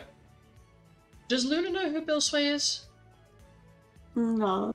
You see I'm not sure anyone has met Bill Sway. Well, from what I remember, back when Luna first came to the guild, Bill Sway pointed Luna in the direction of the guild. Okay, yes. In a conversation that she had with Alice. So you would recognize this is the woman who pointed you in the right direction, is walking with three of your guild members. Before you get back to the charcuterie board, and you're chatting with Gruffnev for a bit as he introduces himself. Well, you told me your name. My name's Gruffnev. Pleasure to meet you. And he offers his hand. To meet you. Now, Luna shakes it. Food, because I'm hungry. I've spent half the carnival getting little samples, but I've not actually tried anything yet. And so the two of you end up wandering the charcuterie boards for a little bit. Meanwhile, Mr. Eleno. Hello. You have lost the two people that you're following in the crowd. Ah. Annoyingly. However, you end up bumping into... Well, annoyingly for you, you end up bumping straight into someone who's walked out into your path. Oops, sorry. And whoever you just walked into is a complete and utter wall. I just bounced straight off. Pretty much, yeah. Falls straight on your ass. And by the time you've Am I still with readjusted... Nolan or on my own now? You are with Nolan still, Okay. as he is tagging along to help you out. And he just completely disappears into the crowd. But you can see this, like, messy, like, long, messy purple hair disappear into the crowd, and you're like, that's not Lupus. Who the fuck is that? And so as you're preparing to give chase, you walk past this this skewer stall. It's like different, like, little skewered meats, and there are two people standing in front of this cart. A dog kind. Kind of looks like a golden retriever of sorts. And a rather disgruntled-looking deer man. Are you going to listen in on their little conversation as they're talking quite loudly whilst you're regaining your senses? What are they talking about? They're discussing they're having a conversation about what they want to get. The dog kind is umming and ahhing over a particular set of skewers he wants to get. Talking about the morality of it, of all things. Are you going to I'll listen listen in? So, the beer man is the first one to speak up.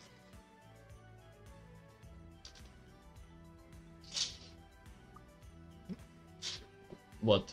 Come on. It can't be that hard for you to pick one. Literally so many different types of skewers. You Do I pick one. get the deer or the pork though? I can't decide. Is that even a You question? decide for me. Why am I supposed to pick? Come on. Because you're good at picking things. Oh my god. Just pick a skewer. I will buy both if I have to. Okay. I'll get the lamb. With like some of the pork What sauce do I get? I've decided like what feels like hours ago. Come on. Barbecue or the chipotle or the You know, there's a sauce there's a particular sauce I would recommend called Hurry the Fuck Up. Ooh, what's that? And the deer Where'd man, that from? the deer man face palms as it's gone completely over the dogkind's head. Hendon, can you make me a history check?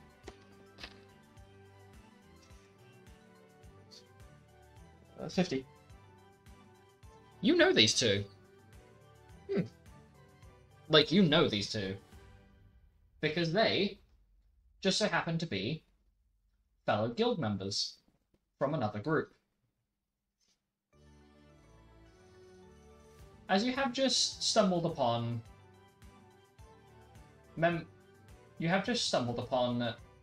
Delta and Gelden. Which baffles you a little bit, because hang on a minute. There's been no sign of anybody coming back for a little while. But two of the members of Group H are currently standing at this meat stall trying to settle on the skewers. Delta looks very fed up, because Gelden is just umming and ahhing constantly, and now he's pondering the sources, and Gelden's just...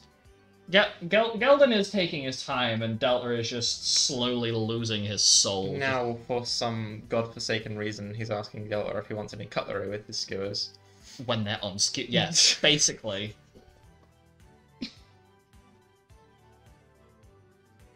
And as you're wandering past, are you going to say anything to them, or are you just going to kind of maybe catch them later, or... I'll catch them later. I'm gonna make a mental note to let the guildmaster know if they don't know already. So I'll go back and find the werewolf in a sec to...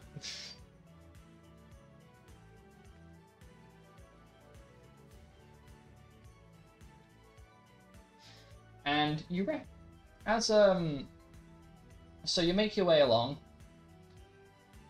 and you end up finding the absolute wall of a man that you bumped into earlier, as he is looking around a little bit confused and baffled. But he spots you.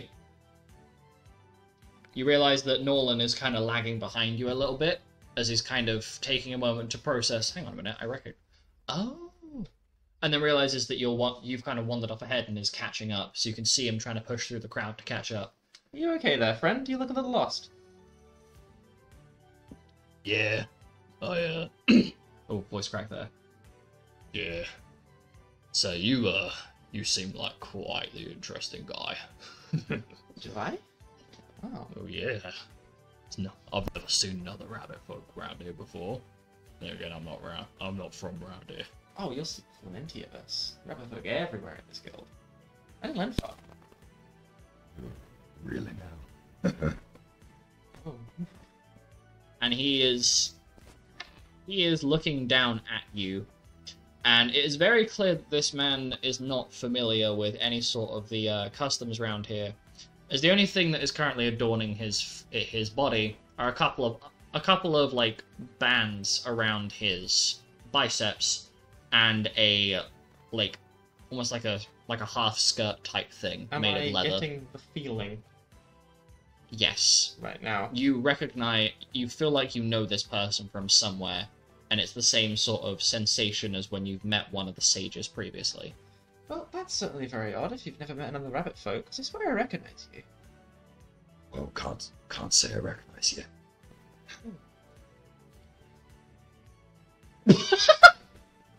That was a bad time to shout over! I am very much getting that feeling, but let's not get into that.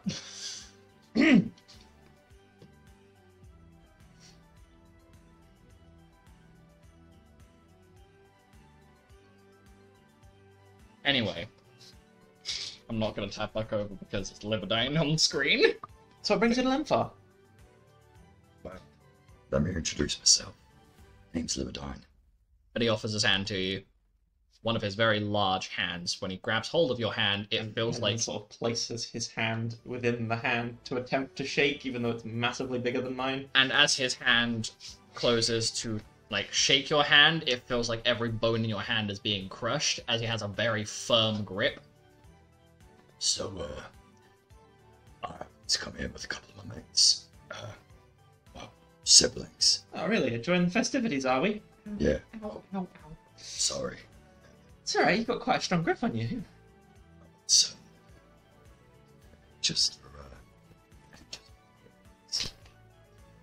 And he makes a suggestive pass at you with a very big smirk on his face. And you watch his, as his tongue runs over his fangs, as he is actively making a suggestive look at you before returning back to a completely neutral state. It's silently melting. Fluid form. Turn into puddle. Become goo. Poor choice of words! So, say, you're one of these, sleeping mortals, say. That I am. And Nolan has managed to catch back up to you at this And point. so is he. For the love of God, lad, you could have at least waited. Oh, I guess it's my fault. Who's, Lupine? Nolan? Lupine? was short and shapely. The last time is to tap back over to the Discord. Well, I should meet you. Then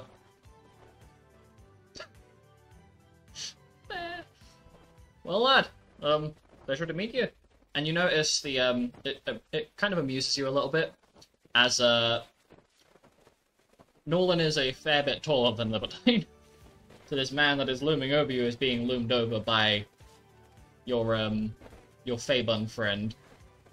What is Nolan? Nolan is 7'8". Hell.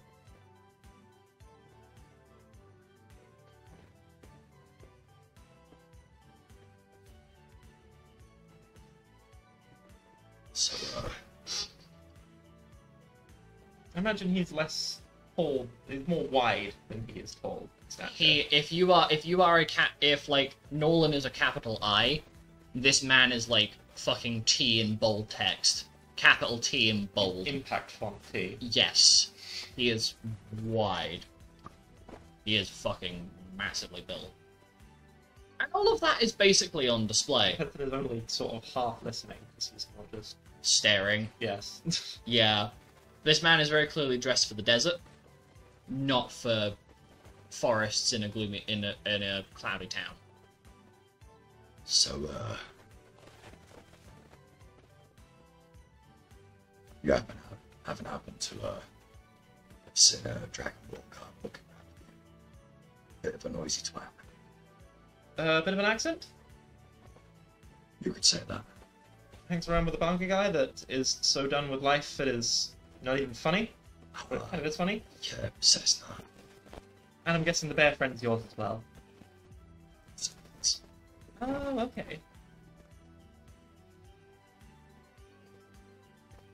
Well, they're all siblings. I'm the youngest.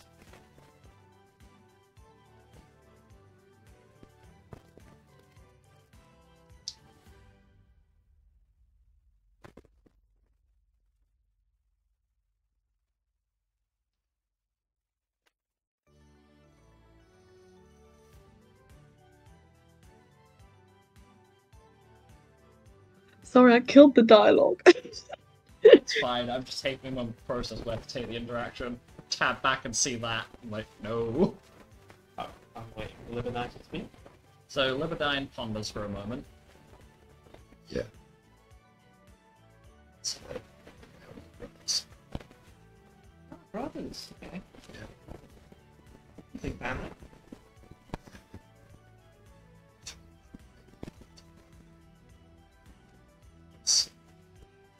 And he winks at you with a very sly smile on his face and Do I will remember what the... Do you know the translator didn't not turned up yet? Do I remember what their surname was?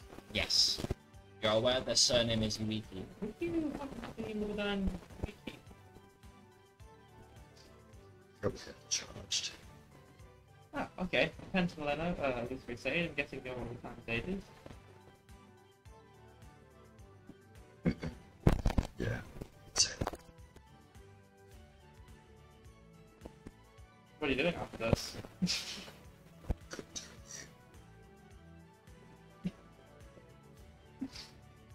Seriousness, my dad has sent us here to come and have a little unwind. Something about his outlook into the future. I can be a bit busy. Busy? You know, guy talks in riddles. Well, we need you to go down to a dungeon and pick up a legendary artifact, as we have with every other family. He raises an eyebrow at you. Dungeon, you say? Yeah, don't remember which. No, which one was it? You Lad. know, I can't remember. Lad, we're literally going to the plane of Mechanus, you dumb twat. Come on. Yeah, that one. And Nolan is looking at you slightly judgmentally, as he's trying to figure out what the fuck is wrong with you right now. He hasn't quite clicked that this man is just enabling something in your brain, because it's giving... Go Obliga. Yeah, he's yet to quite figure out that...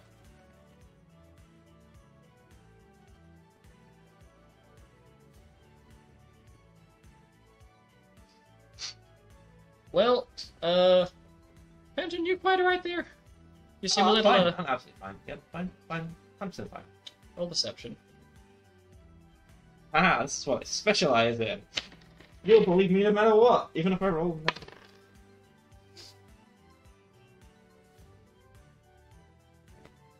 That is a. Wait, have I got any of my stuff? Yes, I do. That one? It will. What did you roll? It's not reset yet. What did you do? Untick the box. Well, in that case, then that's what your base thing is. That's my base? Yes. Oh, okay. Remember, certain people... Well, that's an certain, 89. You want to untick your third tiredness level there, you tit. Just drops to the floor. Moron. And just swoons. No. What did you roll on deception? 89. 89. I rolled a 9.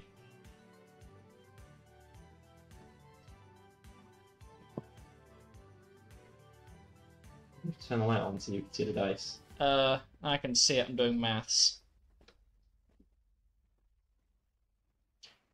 I will luck point this shit if I have to. He rolled a 93. What the fuck? Excuse me. You're excused. He is looking at you and just chuckling to himself as he looks over to Libidine. Don't suppose you could take a moment? You're kind of melting him a little. Oh, man. My bad. Sorry, not sorry. Have you seen her? You know, have you seen him? There was somewhere over that direction. Brilliant. Right, catch you later. And he leaves. And Penton is going to physically melt. As in, like, slump? No. You're... What? I'm the illusory sage. Okay. I'm going to melt. In what capacity? I'm going to become a puddle. You're going to fluid form. I don't have fluid form. You have shades and Greater Shadow Elemental. You can fluid form. Can I? Yes, this is an elemental spell that is given to you. Look, Yeah, literally, I'm going look it to up. find a lower energy state by becoming a puddle. Just so I Okay. can recollect myself, which sounds weird because I'm a puddle now. Please tell me this is the right person. I'm gonna be so happy if it is.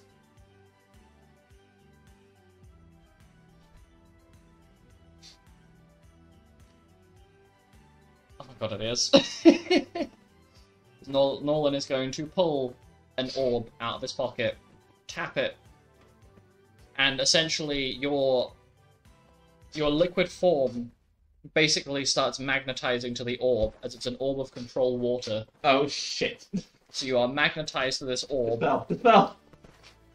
He takes out this like small bottle of what was previously alcohol that he was enjoying with like a wide bottleneck, and just turns the orb off, and you basically just slop into this bottle. Oh, okay. And Nolan's just like attaches it to his belt and just walks off. Okay. Whilst you take a moment to recollect, so you don't soak into the dirt road underneath you. And Nolan is going to go and find the others. I'll be right back. Mentally, emotionally, or spiritually? All of the above. So, Luna, you and Gruffner.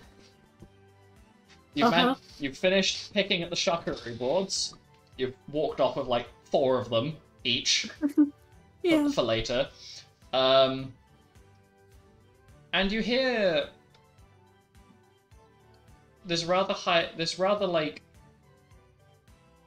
you hear this accented voice talking very loudly.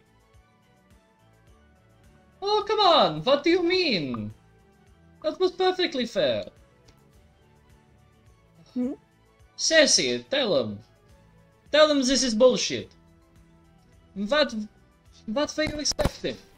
I am literally capable of doing this shit perfectly. But... And you just hear this very quiet... No. No. No. Above the music of the crowd. Are you going to go and find who that is? I'm assuming I'm still with, because I offered to help Gruffner. Yeah, I would presume you two are still within the vicinity of one another. Luna will gesture over to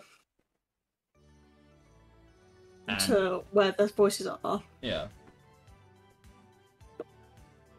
Because Gruffner was taller than Luna, I'm quite sure. Gruffnav is significantly taller than Luna. He is 7'4". He is a very large man. Big boy. But now he looks over at you. Yeah, what's up? There's 2 voices over there. At the store, you've got one that sounds very much wishing that they don't want to be here, and I think another one called him Sassy or Sassy. Bingo. And as you go up to approach, Alec, Alice, Aurelius, and Bill Sway end up walking down the same route, with Nolan also approaching from another path. So it's like a plus-shaped like junction in the middle of this path. Is fluid pent enabled pass spells still? You're currently in an anti-magic bottle. So until Anti-magic bottle? yes, Nolan carries a whole bunch of shit on him from the Feywild. He drinks fucking alcohol out of an anti-magic bottle. Yes. He's from the Feywild. He's lived in the Feywild for a while. This is kind of part of the course. Okay. So until you choose to exit the bottle and reform, I'm just imagining, like, essentially just... It's like a glass test tube, but just, like... now we're talking like liquid in it that just has, like, a pair of cartoonish eyes poking out. no, we're talking like a green glass, like green frosted glass bottle, like think like your wine bottles from Skyrim type thing. Okay. No, I'm good for now. I'm pretty comfy. Because you end up entering this 4-way junction. You're all gathered together in one space. Use off with Xanis. To encounter the rather amusing sight of these 4 people in one space. Oh, there they are. Yeah, I've been looking all over for you. It's a... But Bloody hell. I wanted to explore. What is wrong with this? What? And the four of them are standing in a circle, basically standing in like a square, looking at each other. As they proceed to post their pieces into the chat, including full body. Could have done this separately, but fuck it.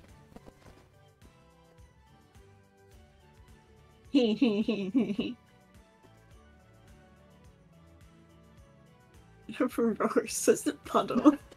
Rory. Rawr.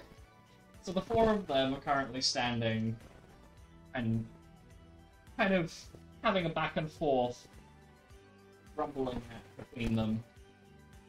At this point, I guess Luna spots the others. Yeah. Probably a little confused as to what the hell is going on, because she's got no idea what's happening here. Luna waves them over. Nolan joins you with the rather large and full bottle attached to his waist. Well, that's kind of ironic. How's everybody doing? Luna looks at her big bag of food. Fucking fantastic. I look at everyone's plushy toys that we won. Doing very well. Well, I'm having the greatest time ever. Oh, Alec, what did you win? I won this. I won the little Homeberry plushie, and then Aurolus won the big bear thing.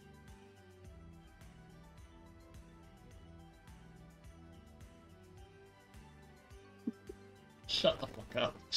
Sorry. For context of the fucking...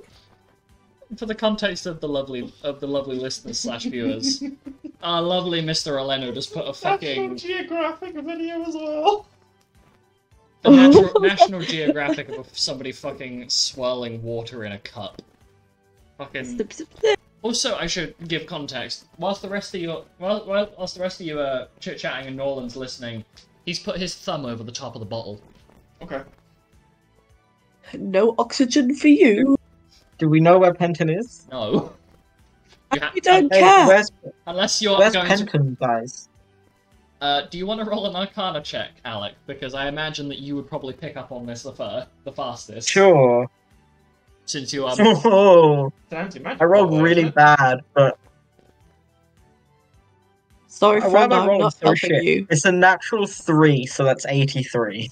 83. Okay, so you recognize, like, Nolan's carrying an anti-magic bottle, but on the inside, before he puts his thumb on top of that bottle, takes his thumb off for a second, just to look in the bottle, and you recognize Penton's magical aura kind of, like, almost, like, spilling out the top a little bit. Penton is inside the bottle. You managed to figure this out. I will keep this information to myself. Oh, This pardon feels me. funny. But look at all the cool stuff that me and Bill Sway won. Look at this really cool stuff. And doesn't Bill Sway look so happy? Yeah, Bill And Sway Alice is is gonna hold looking her filled with hand. joy.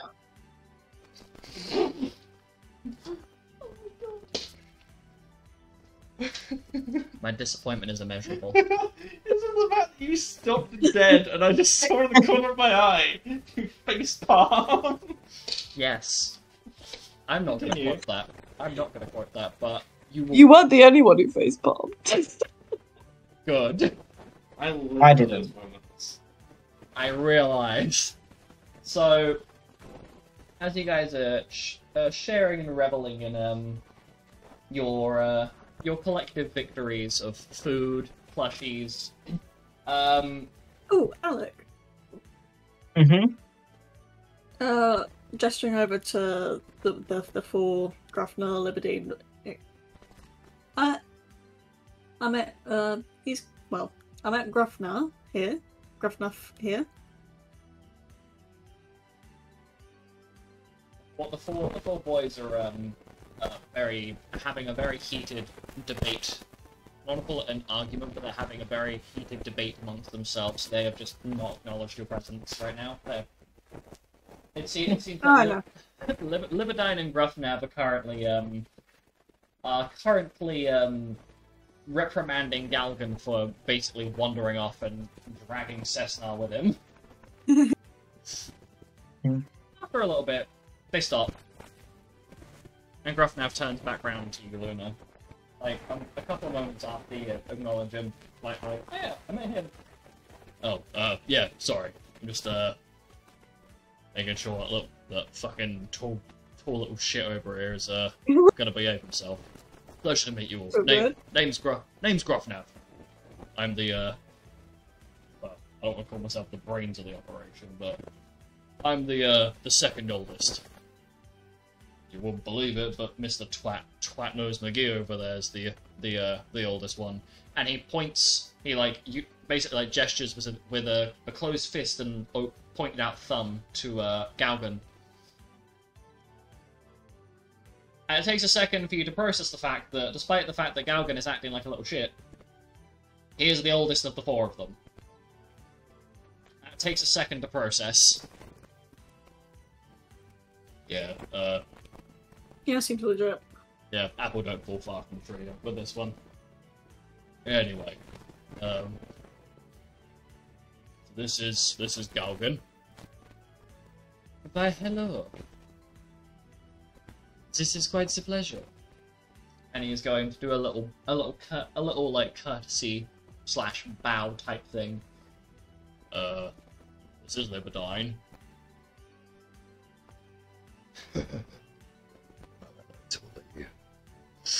And he has the same sort of sassy, flirtatious energy about him as the guild master and Leon do when they're talking to their respective partners. But that's just like his constant aura. And then, this is Cessna. No. No? Sorry, I've had to deal with Galvin for a while. You tend to just repeat the word no enough times until it sinks in. It's lovely to meet you. And he offers a hand and pulls down the hood of his cloak to reveal his scaled head. It was a bad time to start eating. Luna will shake the hand. If that's what was happening there. Yeah. He shakes your hand and just stretches a little. Well, who wants some cocktails? I've got the perfect idea. We storm the place. Huh? No. Yeah, I think you've had enough fun for one night. Yeah, can't exactly say this one move. What? It's not like I'm going to blow the fucking house up like I did last time. It was an accidental meteor. Okay, so Dad had to dispel it. It's fine. It's Libidine. It's Libidine's fault for provoking me anyway. I don't know what he was expecting. Hey, in my defense, I said that your meteors are weak as shit. I didn't say anything about dropping one on the house. Yeah, you two need to just stop. Ugh. And this kind of debate goes around in circles before Nolan hands the bottle, this rather heavy bottle, over to Luna. Lass, don't drink it. Just once the bottle starts shaking a little aggressively, just throw it at the nearest wall. It'll make sense in a moment. So, Galgan, come on, lad. We've got some drinking to do. And he is basically going to walk over to Galgan, both hands on shoulders, turn him around, and just drag him away. Was Alec? Alec, were you trying to say something? Yep.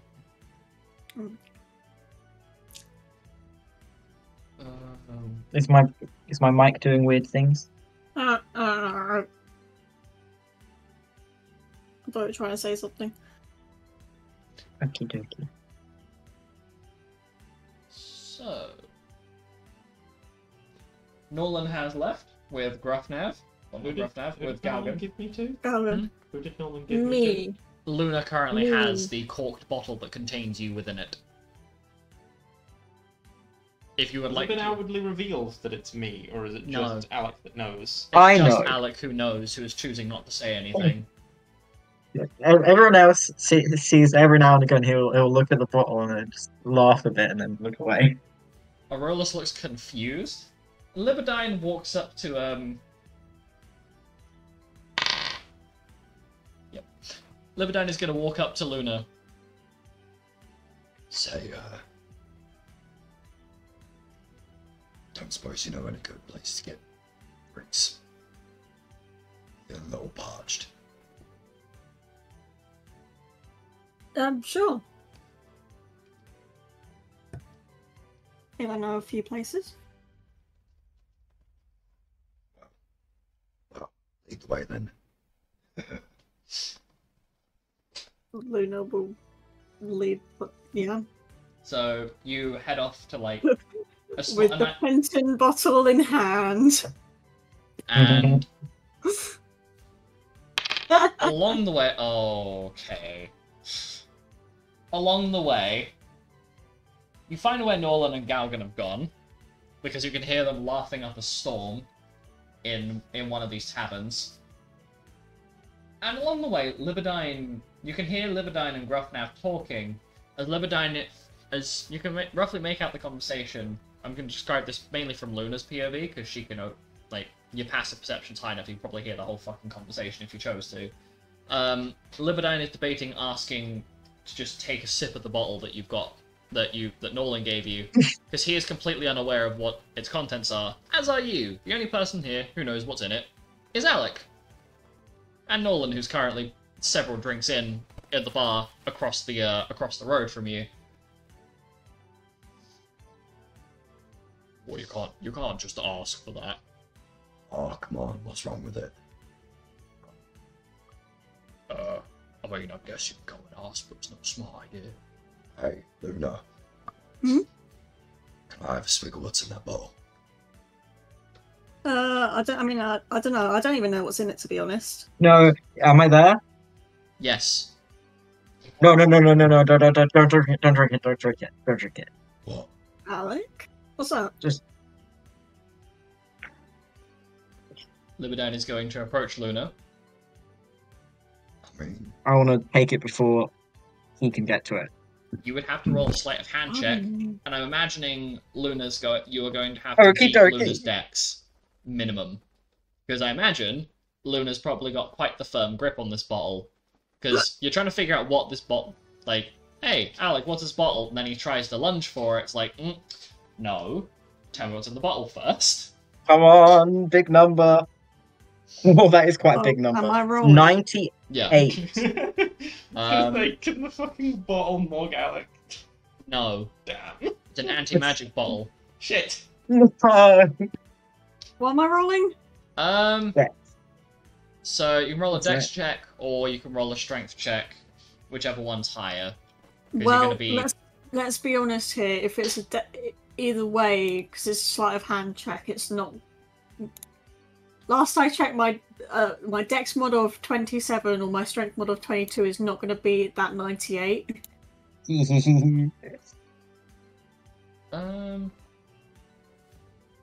Trying to figure out what would be. Wait, Imagine hang being on. weak. Are you you're trying to sleight of hand it, aren't you? Yeah. Yeah, you're trying to it's more of like a grapple, so it'd be more of a strength check. Like a strength for dex against hers. Wouldn't be sleight Can of I hand. just use the roll that I had, or Yeah, just use the dice roll, just swap the modifiers around. cool. My dex is plus. Okay, 8. It's because it 43. 43 versus 37. So you managed to swipe the bottle, rather rudely ripping it from Luna's hands. It's like, yoink, this is mine now. You can't take the bottle. So And then then have the I, bottle taken out of your hands pour by it out? Libidine. Hmm? You rolled a 40... Was it 41? 43? 43, I think. 43. Yeah, And like immediately pour it out. Yeah, as you're trying to get the cork out of the bottle, a rather large pair of hands grab the bottle and just lift it up. The liquid And- inside the bottle is starting to bubble. Makes sense. Well, the bottle is lifted enough that you are forced to let go of it, as Libidine is now holding the bottle. Listen. Penton is in there. Okay? Is what? Pen is what? Penton is in there. Imagine And- being stuck in a bottle. Libidine takes long enough to process the information that he's already uncorked the bottle using his teeth. He just popped the cork out of the bottle and is about to swig it before he stops. Do I have freedom of movement? Can I You move? have capacity to leave the bottle now that the cap is gone. I'm going to immediately. However, the glass, you are basically gonna go straight into Libidine's face. No. You're gonna have to do it. There's Otherwise like you're an gonna get drunk. inch. There's like an inch between the entrance of the bottle, or I guess the exit from your point of view, and where Libidine's mouth is. There's like an inch of space between. My first impression. Not what I was. All over it. That was the worst choice of words you could have possibly fucking used. Sir, You know what he's trying to do, Lupus. I know.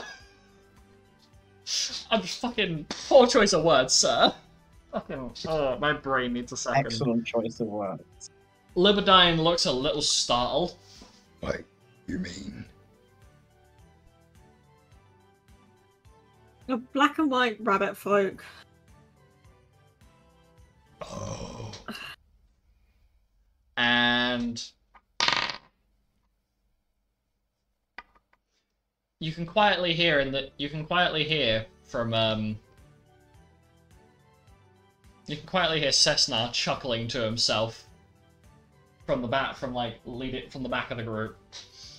Gruffnav's just trying his best not to laugh at the What colour is the situation. liquid? Huh? What color is the liquid? Is it What? black? It's inside a green frosted glass bottle, Right. so the color of the liquid is not visible from outside. Okay, but I and know looking what in. liquid I am. I mean, you would probably pick what color you are, yes. Okay. I'm they're imagining prob- it's the same color as your fur, Yes. so it's like a black and white cocktail type thing. And Libidine's looking in the bottle.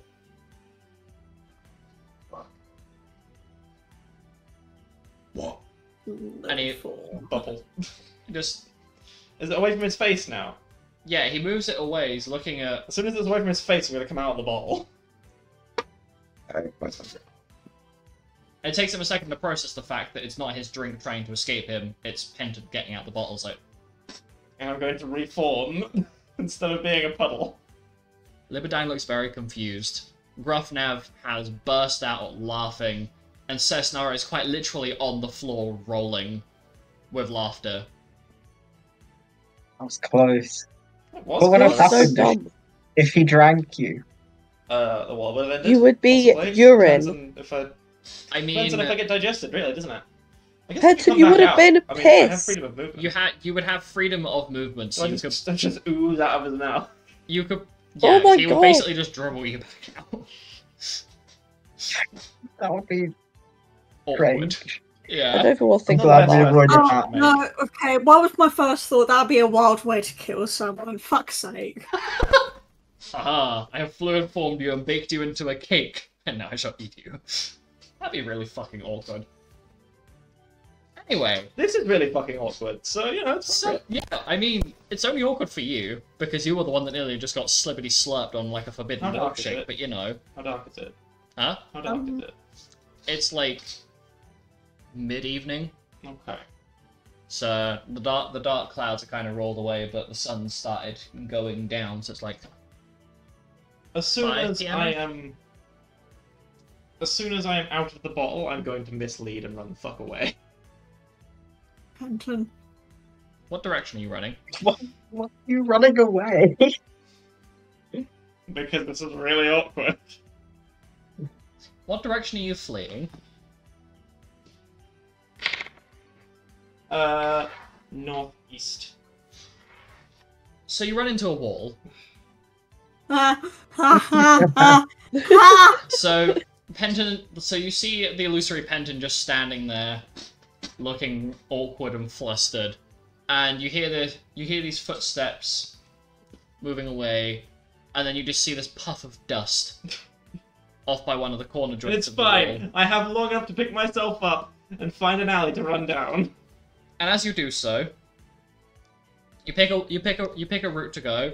You sprint, and unexpectedly you run into a wall of fur because you've ended up back at the werewolf enclosure. Okay. The werewolf is currently on break. Is the werewolf untransformed? No. While on break? No. Okay. Well, at that point, I unmislead. It's just looking at you very confused. Hi. So, long story, but the time sages are here. The werewolf looks at you baffled, untransforms. You what? The time sages are here.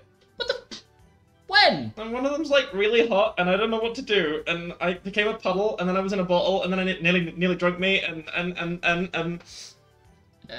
also Group H is back. What? Group H is back. I saw Delta and Gelden. Arguing about skewers. The way that the Lucas's face lights up. Okay. And he goes back over to the person that's running the werewolf stall. Starts talking to him. Yeah, it's just just closing it temporarily. I will be back. I can make an illusory to fill your place. Lupus proceeds to retransform, casts a rune that you don't recognize. Oh, On I himself. know it's just cast. Yeah. And there is now a second werewolf here. Lupus transforms back into himself, back to his regular self, whilst this werewolf copy is here. Penton's jaw is on the floor. Anyway, as we were, Lupus. I should probably. So Lupus puts his clothes on. What? Yeah, what do you think happens to your clothing when you transform into a werewolf? Your body literally reshapes. Yes, that So means he's been this was the same. This is the same this whole discussion we had. conversation. Yes, yes. Because this is the same awkward situation we encountered when we had to deal with Jasper ages ago. Yeah, but I thought Lupus would have some magical way to No. reclothe himself. Werewolf No. rune No. clothes. Yeah, clothing rune. Come on. I mean, Get yeah. on that. that's What just- was Prenton's live reaction to suddenly naked Lupus?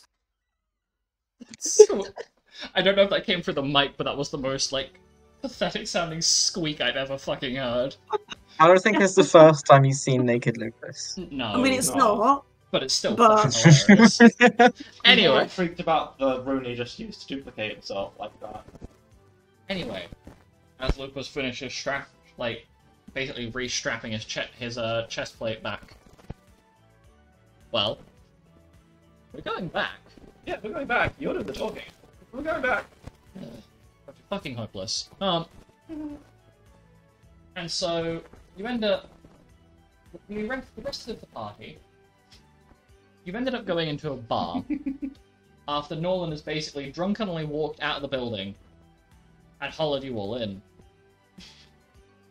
And has offered to pay for all of the drinks for the night. Which, fuck yeah, why wouldn't you take that? And after a little while, you end up getting joined by Kay and Nolan.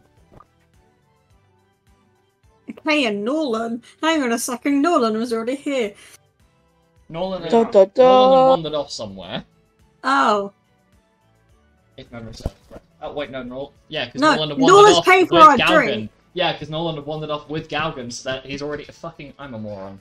So, Kay is here, and she's talking about how successful her little stall of doing bakery was, and that they'd ran out of ingredients before they could actually do much. They ended up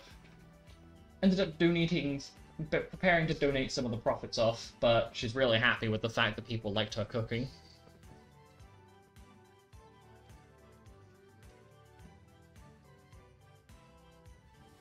And, so you end up having Penton return after a little while, with Guildmaster in tow. Looks at Grufnev, looks at Galgan, looks at Cessna, looks at Libidine. And then looks back at Penton. You are fucking hopeless. Holy crap. Hello, everyone. Hi. Well, that is the meekest I've ever heard you, Penton. Lupus looks at the rest of the group, looks at Penton, looks at them, has a very wicked smile on his face, as everybody hears Lupus's voice in their head, apart from Penton. And you hear the following. So, we all agree to, like, shuffle round so he has to sit next to Lupine, right? Oh, fuck yes. Hell yeah. Come on, guys, come sit down. Brilliant. Oh, by the way, guys, that's Lupus. He's the guild master here. Oh, Well, right, yeah. one of the guild masters. I haven't introduced myself yet.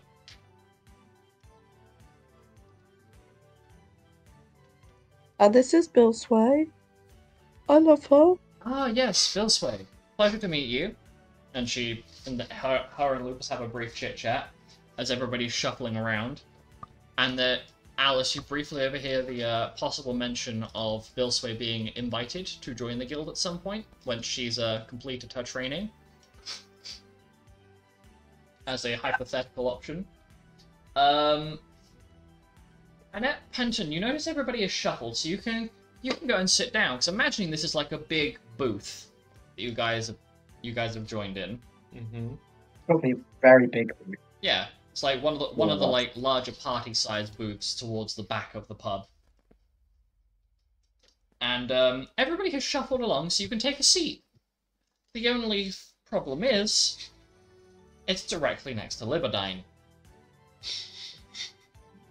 Sorry, I keep replaying the image of Penton coming out of a glass bottle as a puddle, reformed, looking awkward as fuck, but not saying anything, and then there just being a cloud of dust and a thud in the background in my head, and for some reason it is the funniest fucking thing I've ever thought about. It is the funniest fucking thing. Anyway, so you are off. So everybody's waiting impatiently for you to get back in your seat. You know, the most annoying thing is I have like a million ways I could get out of this, but because the guildmaster's there is no way I can pull the wool over anybody's eyes. Exactly. Just fucking hilarious. Okay, I will sit down at my seat. And so everybody piles back into the booth. And Penton is sat between... nice voice crack me. Penton is sat between Liberdine and Lupus.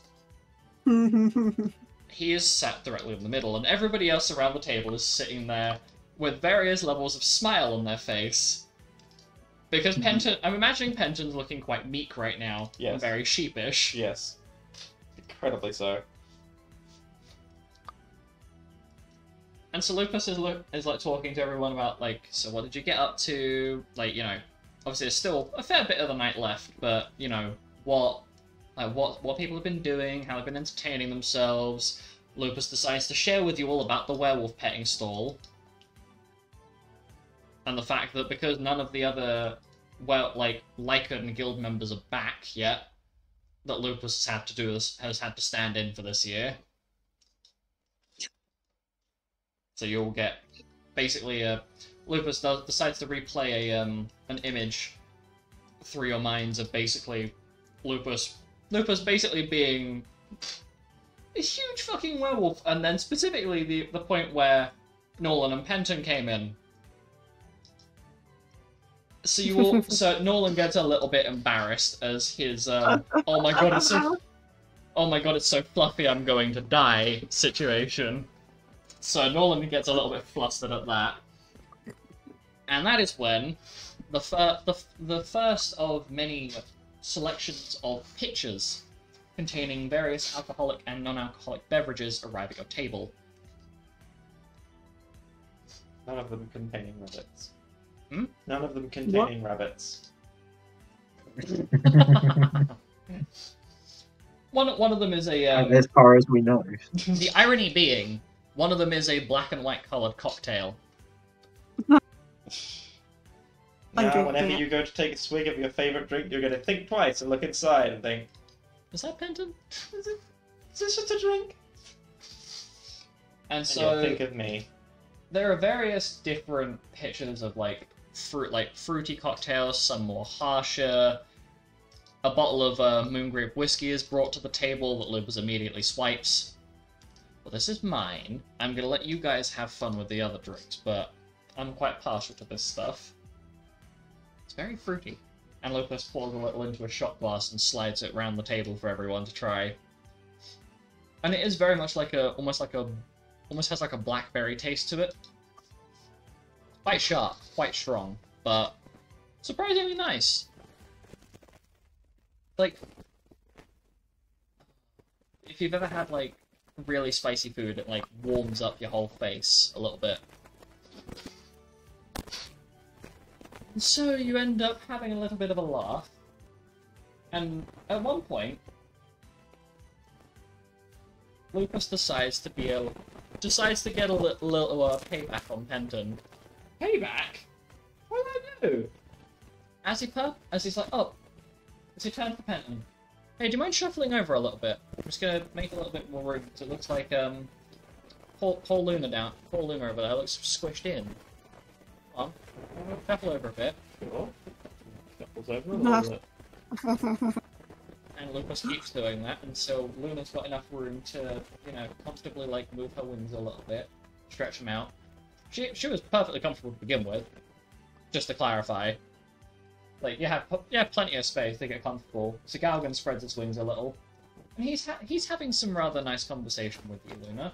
He seems quite fascinated by by there being another Dragonborn in this guild, as they've not the Yuiki boys make it quite clear to you that they have no idea what this guild's about or what it's like. Just that they've been sent here to have fun by their dad. They're just here. And so Penton, you end up shuffling along without not thinking about it twice until your hand ends up basically on Libidine's leg.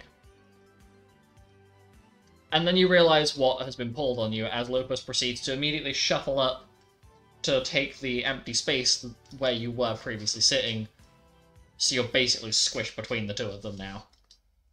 So anyway,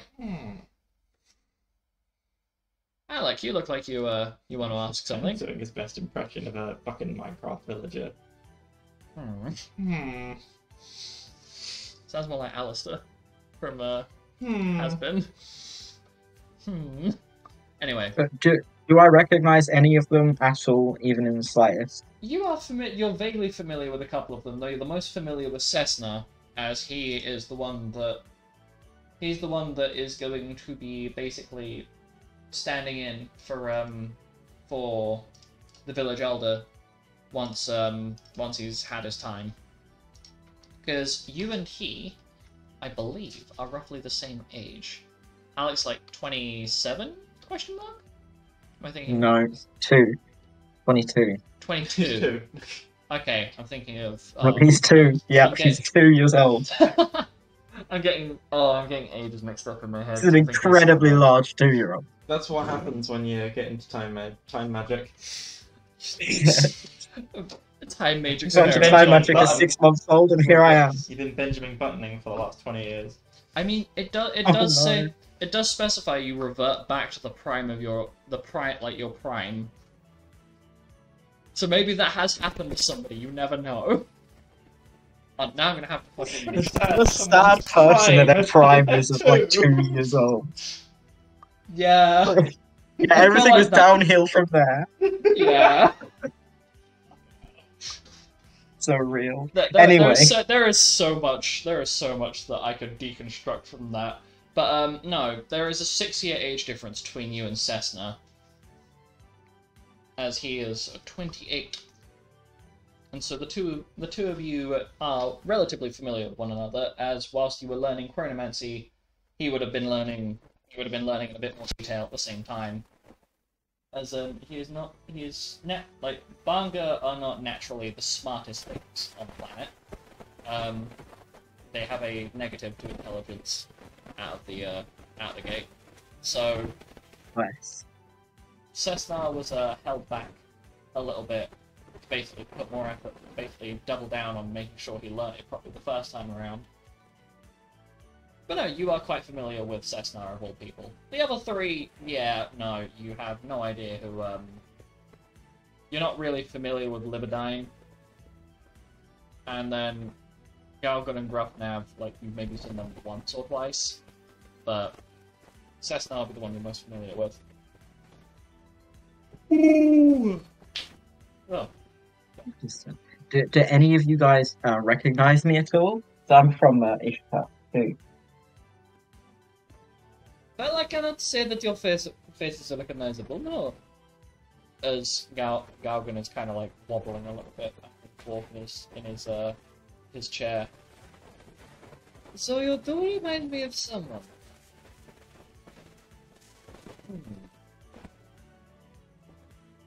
Anyone you feel like sharing with the class? Lupine just shrugs at you. Sound familiar. Take back. Making me sick on my lap. As he looks down at Penton.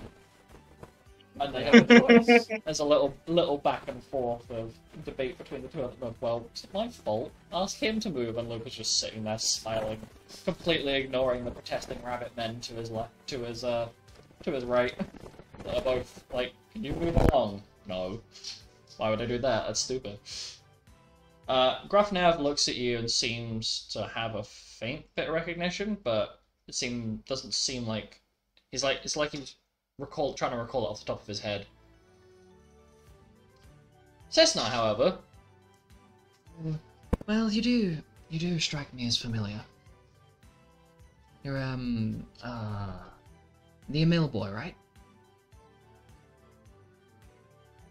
That I am. Ah, yes. Yes, I'm somewhat familiar with you.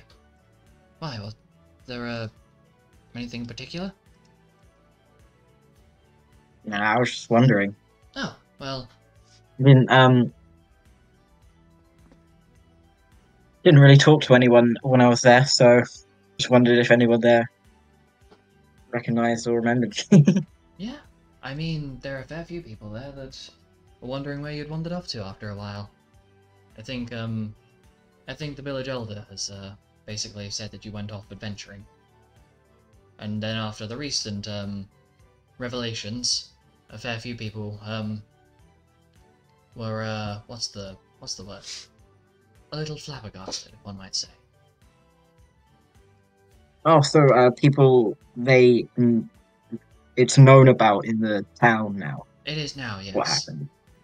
And a lot of people, there was a fair few people that were feeling rather guilty about the fact they never noticed. I myself am surprised, but I won't be dwelling on it because it's not really something I could have done anything about. But you seem to have gotten on quite well, all things considered. I mean, yep, I'm still alive and I mean, that's the main thing. still doing time magic and things like that. Well, perhaps we shall have to compare skills at some point. Maybe do it I would a bit of enjoy that. sparring. And at this point, the protesting from the middle of the table has gotten a little bit louder. And Nolan decides to pipe up. For the love of fucking God, lads, will the two of you just shut the fuck up? Like, for the love of God. Yeah. Lucas decides to pipe up. Why are you bitching and complaining, Penton? Oh, I don't know, Lupus. Maybe it's you stole my fucking space. What space? Luna, come on. Did I steal his space? And Lupus looks across the table at you with a little bit of mischievous smile, Luna. Has other people filled in the massive gap that's now around Luna? There isn't a massive gap around Luna. The gap is filled by her wings. And Lupus looks over at Alice. Outstretched her wings. See? Come on, Alice, back me up here. Come on, ladies. Back me up here. Come on. There's no space taken. See? And Lupus waves his hand no, to not at fill all. the gap. Like, come on. What's wrong?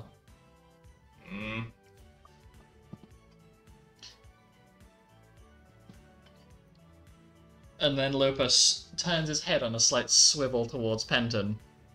The man looking very sheepish and meek and very Why are you doing this to me? Why, is there something wrong, Penton? Do you not like Lupine? Is he scaring you? And Lupine looks at you, as if listening in for the response. You're not a fan? No, I very much am a fan. Well then what's the problem? PDA. Really? What? And Ben's gonna put his hand on Libidine's thigh. Jesus Christ. Do you wanna fucking push me? Then I'll push back. Lupus just shrugs. As Libidine, you can hear Libidine growling at you. And Lupus just sits there with a big smile on his face. And leans over towards Penton. Checkmate.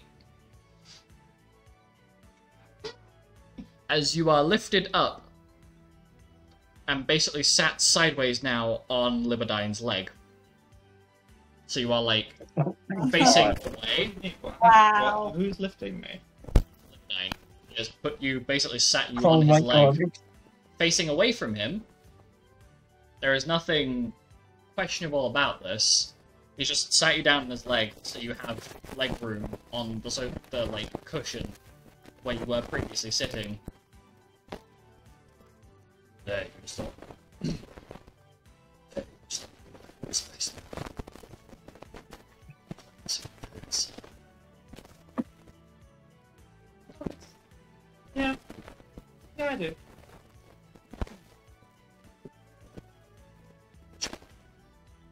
You don't know the half of it.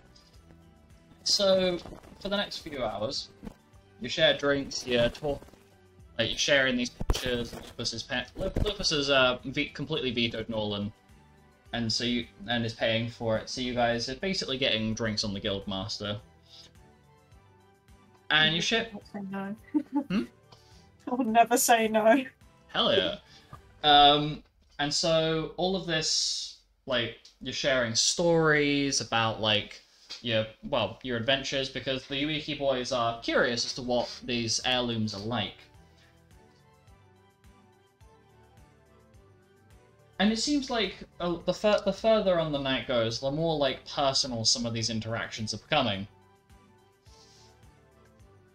And everybody's kind of got, like, a nice, pleasant buzz to them right now. Everybody is, like, what I'm gonna describe as, socially lax. So you're very comfortable. Some of you are handling your alcohol better than others. Kay is, having a bit of an experience. As, she's looking at the wine the bottle. There's, like, these, like, little wine bottles she's got. She's looking at it, baffled. She looks at, like, leans over towards Luna. And kind of muttering this to Alice via extension. Is it weird that I'm not getting any sort of, like... This isn't affecting me yet?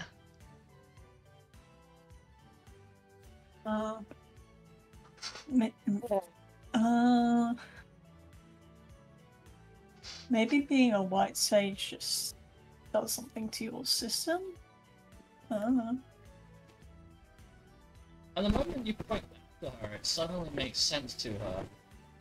Because she's been naturally, over time, developing more of a resistance to poisons. She's becoming more resilient to it.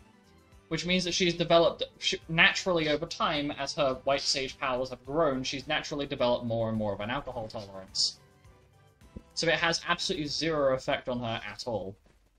That sucks for you. She just slams her fist down to it like, damn it! Come on! Hi! Why me? Sounds like a you problem. And she just kind of whines. Luna pats Kay on the back. Thank you. I call bullshit. You'll tell that to your dad. And she looks up at Luna, ponders for a moment.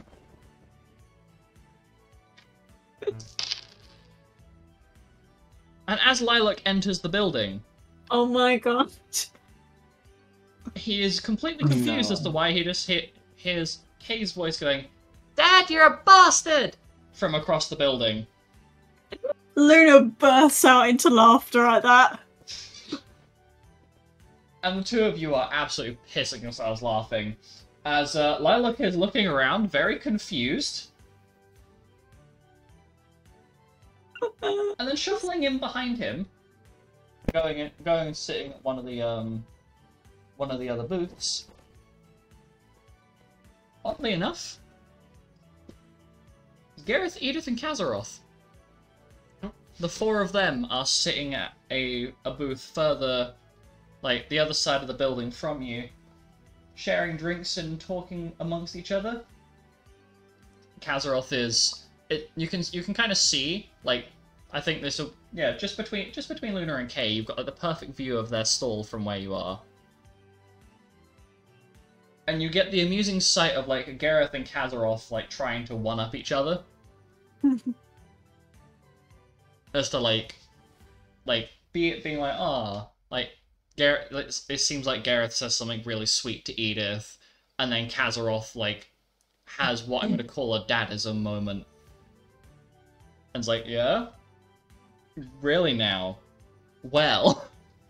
And they're like having a back and forth, and both Lilac and Edith are just laughing at them both. As Lupus leans in to the rest of the group, say, I got some... I've got to show you this, Come on. We're going on a field trip, guys, and Lupus gets up. Come on, we gotta go. Come on. I've got to show you this. It's fucking awesome. You're gonna love it.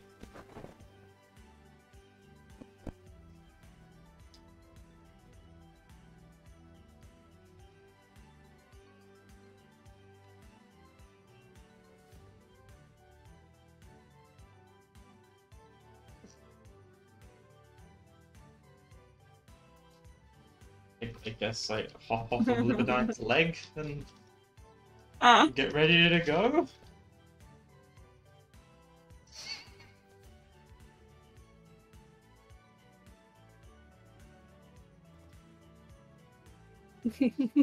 Oh no. The moment realization has occurred. Shit.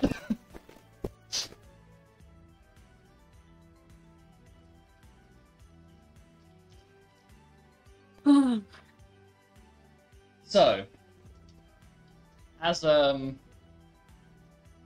you guys head out to the grassy plains, and Lupus is walking you guys up towards the guild, you end up taking a small diverging path, and it seems like you guys have been in the bar long enough that a lot of the food stalls are kind of like wrapping up. A lot of the festivities are kind of chilling for the day now, and you get a really lovely view as there are a large number of shooting stars in the sky. And so you are basically, it's dark enough that you can see all the stars and constellations, and you're watching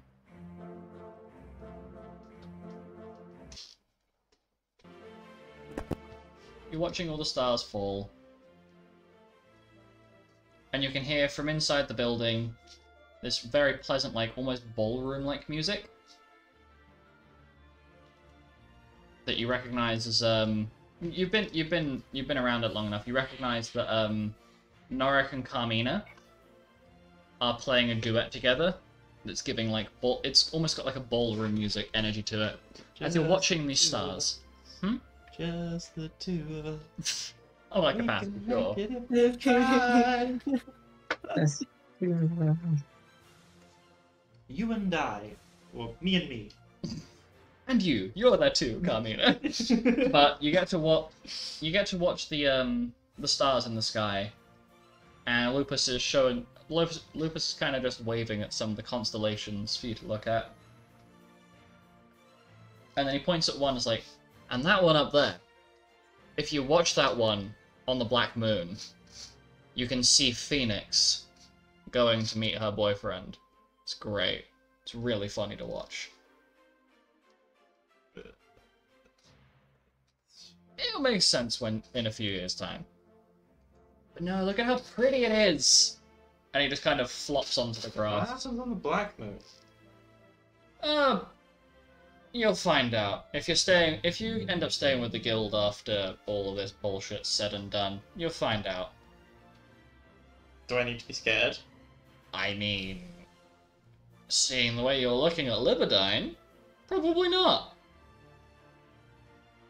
And Lupus is making a very casual joke at you, but Lupine looks over at Lupus. What? What you mean? You're looking funny. As he looks over at Penton. I think you're very cute. That's kind of You? sus. I know. And he leans over. It's kind of gay, bro. Fair. You are adorable. And he pats you on the head. He pats you on the head, and it kind of comes off as ever so slightly demeaning, because he just basically sits up and just shadows you completely. And so we will conclude the session there, as you guys are watching the stars fall. Oh. And just enjoying watching as the little lanterns down in the village just flicker out. And you can see some of the locals looking up at the stars and making wishes on them. And that'll be where we end off. I hope you all enjoyed, and we'll catch you in the next one. Bye-bye. Bye. Bye. Bye.